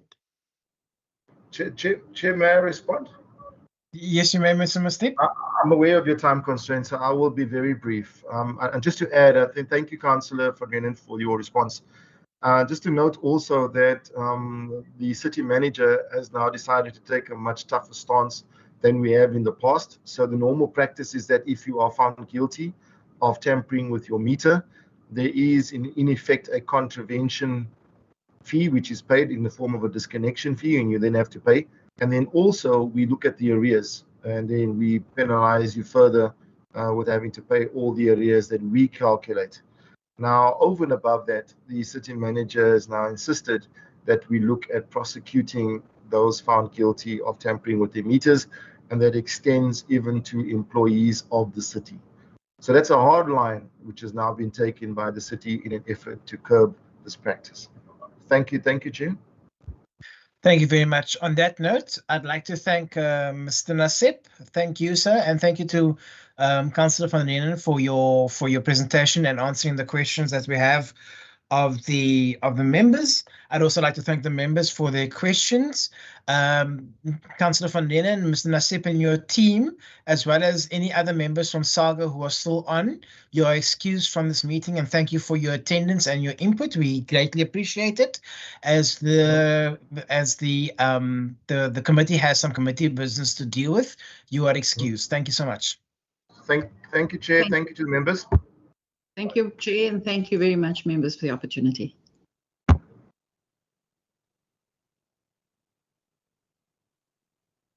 Members, just going to give them a minute to excuse themselves from the meeting.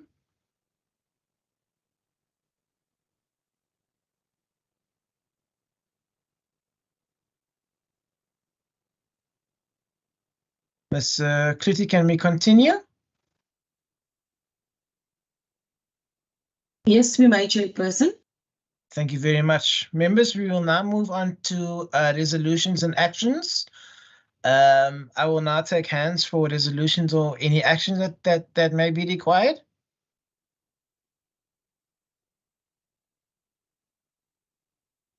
Chair, can't we just ask the secretary, whoever is taking minutes, to present to us resolution based on the questions asked, especially with regard to illegal connections, and especially with regard to the questions about electricity, and how we must inform the public that they can help by having a geyser blanket, by switching off their geysers, by putting timers on geysers, and that we ask the City of Cape Town to please look at these to see whether it can be formulated into a bylaw. Unfortunately not, Member Murray, that it must be a resolution of this committee as it is a constituted committee of Parliament. So are you saying that you want that as a resolution? Yes, failing which, I suggest I want that as a resolution, but to draft so quickly a resolution within minutes, it's not going to do justice to the contents of that resolution. But whatever has been discussed here can be formulated into a resolution. Okay. May I ask then that your resolution, that your suggestion for resolution be emailed to Ms. Kluti at lhkluti@wcpp.gov.za within a reasonable time frame. Thank you, sir. You'll have it tomorrow. Thank you very much. I appreciate that. Member van der Westhuizen. Thank you, Chair. Chair, I'm always very sensitive to us not prescribing to other spheres of government what they should do and what they should not do.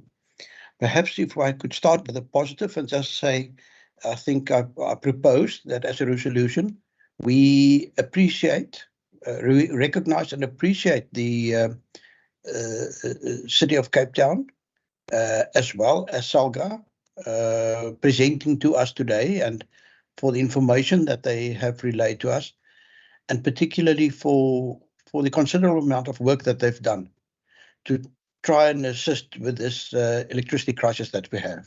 That would be my first proposal.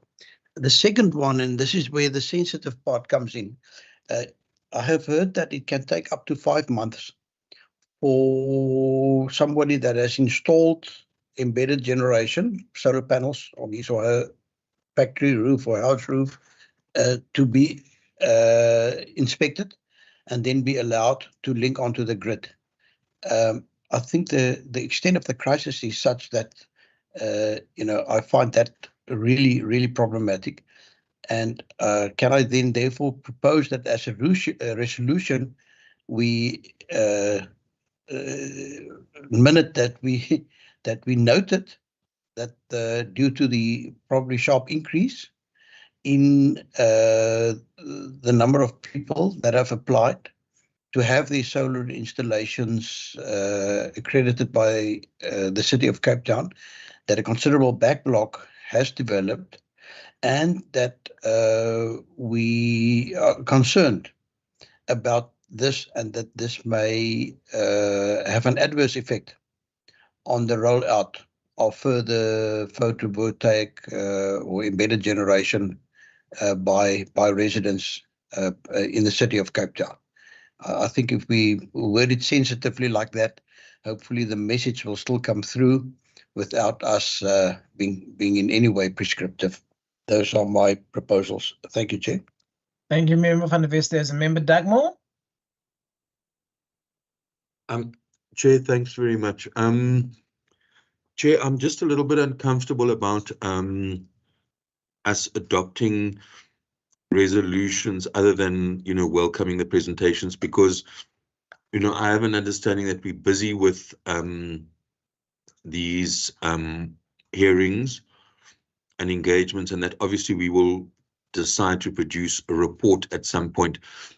So I think I would rather propose that the committee just welcomes the presentations and then also notes the further information requested by the committee. There was, for instance, that research that Salga referred to and so on. But for us to take ad hoc resolutions, I think is a bit of a problem. Doing justice, like they say, one proposal that Member van der Westhuizen has raised. But, what about, a number of other issues? So I'm not sure if we had specifically taken a decision to take resolutions after every meeting. My understanding is that we're rather working towards compiling a report, much along the line, other than requests for information that we've asked for. Because not that we have to follow exactly what the ad hoc committee on COVID did, but in the end, a report was produced with suggestions and recommendations. And I think that's a better way to go at this stage, Chair. Thank you very much for that, Member Dagmore. I appreciate that comment. I think what I will do is I will apply that we did take resolutions, and we still have the Department of Mineral Resources that we resolved to come and brief us. So let me just sit on that for a little while, and then let's have the discussion at our next meeting. Member Maseko. Thank you, Chair. I really agree with Member Dagmore, because this is an ad hoc committee, more of doing a research to compile a report like we did with the COVID-19. Taking a resolution is going to be a little bit difficult for an ad hoc committee to say, how is that going to be monitored? How is that resolution going to be monitored? Unlike if it's a normal committee, it can be something that has to be dealt with in the committee, that they can call a municipality or any other entity or sphere of government to come and talk specific on what they've identified. But the final report is what is going to be the document that will assist in dealing with the energy crisis. The ad hoc resolutions that you talk about, that we have to take the resolution, it's going to be a little bit difficult. We are putting ourselves in the corner on trying to deal with those issues. The report will be the one that highlights the concerns that we identify, like the red tape of getting the energy into the grid, that it takes longer, that it has to be highlighted for the city to look into it. Thank you, Chair. Thank you very much, Member Maseko. I just want to highlight that we did agree to have to call certain entities to this committee, and once all those people are invited to brief us, remember we've got the government departments as well as the municipalities. We will produce that report as we have mentioned. Members, I'd like to move on to a few other things that we need to discuss before we approve or adopt the draft committee minutes of the meeting of the 24th of May. If I may, I'd like to report back to the committee a couple of things. Number one, we are still awaiting a response over and above the numerous emails and the second invitation letter we sent to the Minister of Electricity for a revised date to brief the committee. We haven't had the response as yet, and I'm a bit at my wit's end as to what do we do next with this issue. What we can do is I will send another a request out. Today they did note that they are looking at a date, but I haven't had anything from myself or Ms. Clutie as yet. So I just wanted to report back to the committee that is where we stand on the brief from the Minister of Electricity. The second thing is that the intended oversight visit to Unkellig Power Station, we will have a revised date communicated to all members within a reasonable time frame, as we couldn't get approval from the Department of Mineral Resources and Energy to visit the site before our intended date on the 2nd of June. So we are working on a revised date for that. And then finally, the first engagement with the district and local municipalities is scheduled for Wednesday, the 2nd of August in the West Coast. The logistical arrangements for this visit will be communicated in due course. And if you would like to add anything to the specific agenda for the items, specific agenda items for these engagements, you're more than welcome to do so. Those are the three matters that I'd like to bring forward to the committee as a report back. I don't see any hands. Members Bartman? Sorry. Member raise had a hand. I don't see your hand. No, I tick it, but okay, there. It was stuck. Okay. Let me take Member Bartman first. Okay. Thank you, Chair. Chair, in terms of the Western Cape Constitution, the committees of the Western Cape Provincial Parliament is allowed to call any person in the whole of South Africa before its committee. So I do think perhaps another gentle reminder, perhaps in a follow-up letter to the Minister, might assist. And if there's still not any response in this regard after such gentle reminder of the respective provisions of the provincial constitution, then you would need to then engage with the speakerage in terms of possible summons.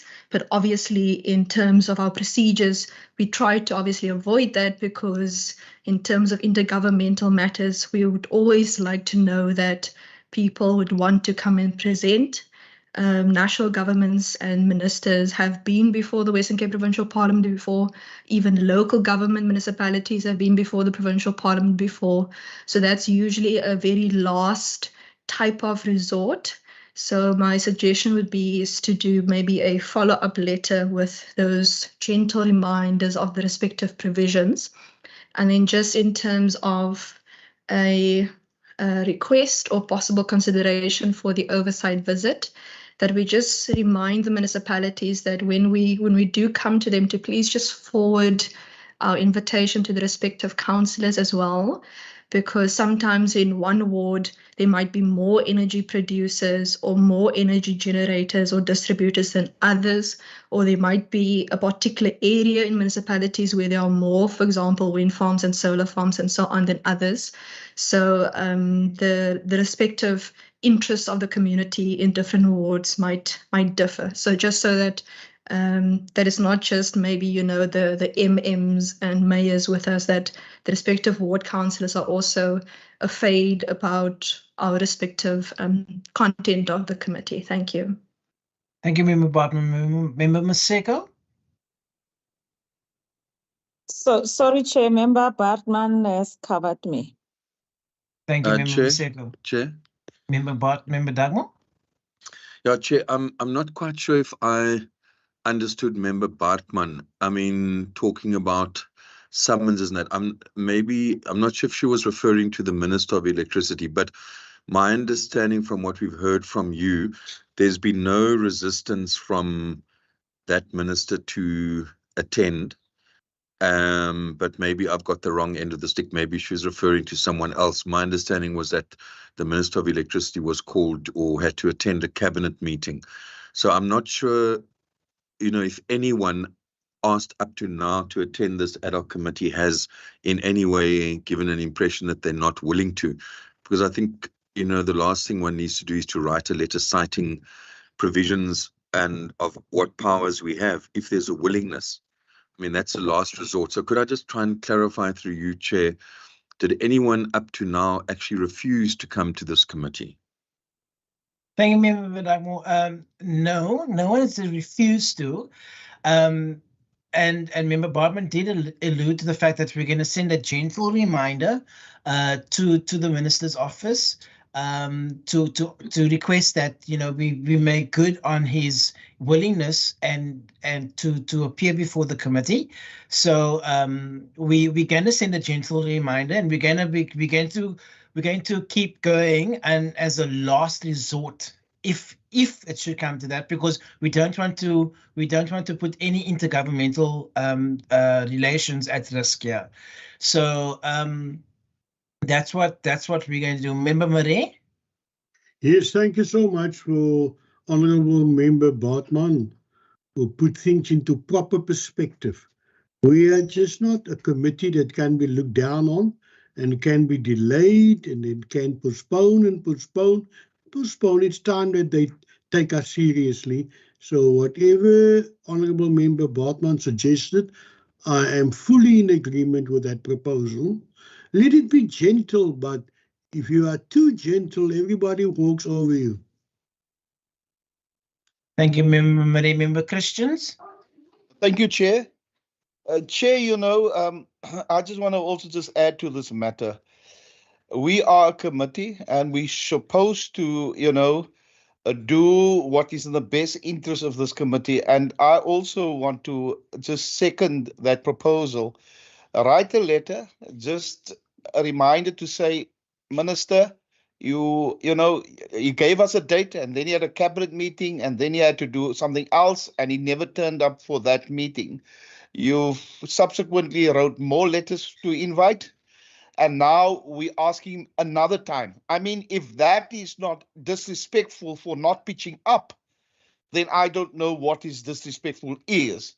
So I would then go the other route to summons him to be here, because we are a committee. We are here to do a job, and we should do the job to the best of our ability. So I want to go that route. Thank you very much. Thank you, Member Dagmar. Chair, sorry, I don't want to belabor this point, but we're not here to create drama. My understanding was that there was an acceptable apology because the electricity minister was called to a special cabinet meeting and that there was an apology tabled. Some members of this committee decided to make that into a crisis. Now, for instance, tomorrow in the legislature, the Premier's office has requested that he doesn't answer a question of mine because he's out of the country. And, you know, I've accepted that. So I don't think that we are trying to create a conflict. I think a letter simply inviting the minister, giving the date of our next meeting, you know, and obviously if there is then any resistance or whatever, you know, then, you know, we need to deal with that. But my issue, Chair, is that there wasn't a resistance to coming. There was simply an apology. And as the Premier has felt it necessary to go to the United States and miss a session of the legislature, in this instance, there was an apology tabled, because of that reason. So all I'm saying is that, yeah, we've got every right, as members are saying, to call people to this committee.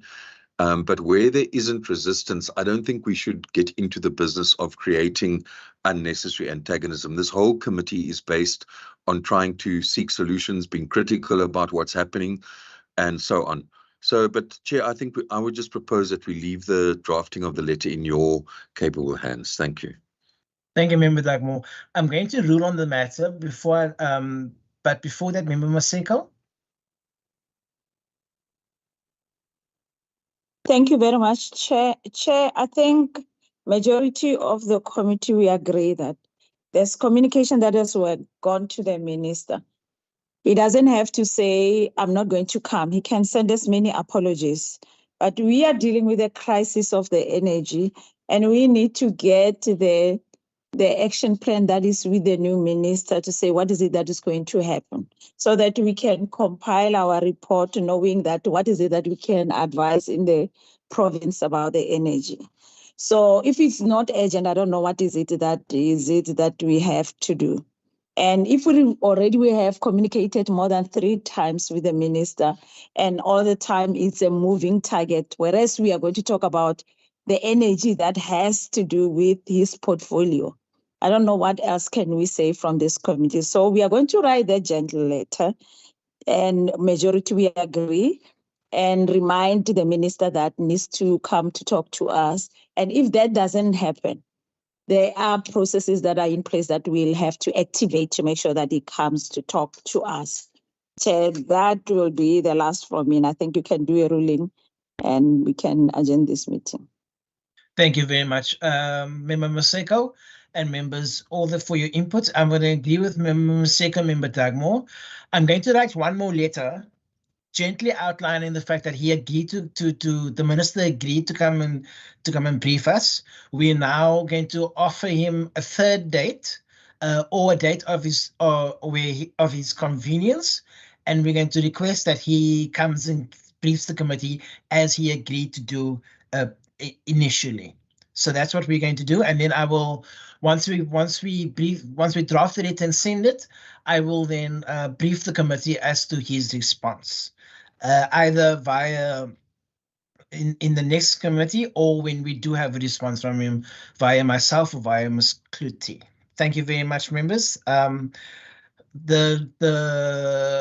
last matter that I'd like to deal with now is the committee, the consideration of the draft committee meeting minutes of the 24th of May. Ms. Kluti, if you can flag that for us, please. There we are. I propose the adoption. Can we just go through the minutes very quickly before we propose the adoption, ma'am? That's page 2.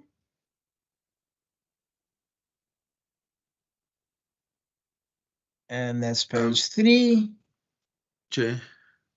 Yes, Member Dagmore? Could you just go up to the top where it's got attendance? Yes.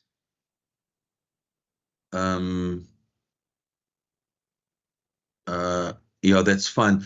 It just reminds me that Member Nkondlo, which I forgot to say at the beginning, is out of the country, and if her apology for this meeting could just be noted, but I don't have a problem in seconding Member Maseko. Thank you very much. She did submit an apology, so apology has been noted at the beginning of the meeting already, sir. So the minutes have been adopted, proposed as adopted by Member Maseko and seconded by Member Dagmore, and therefore the minutes have been adopted. Members, on that note, I'd like to thank you for your robust input and discussion around these very important and very critical issue that we're dealing with in this committee. I'd like to thank you for your time. We've gone a bit over time. I'm aware of that, but I'd like to thank you for your time. I'd like to thank you for persevering with bad connections, internet connections, and I'd like to wish you well. Have a safe day, and I'd like to, in closing, I'd like to thank our our sign language interpreters. Thank you very much for your for your service, Ms. Water and Amira. Thank you very much for that. And Ms. Kluti will be in contact with us as to the minutes of this meeting and the dates for the next meeting. Thank you very much. The meeting is adjourned.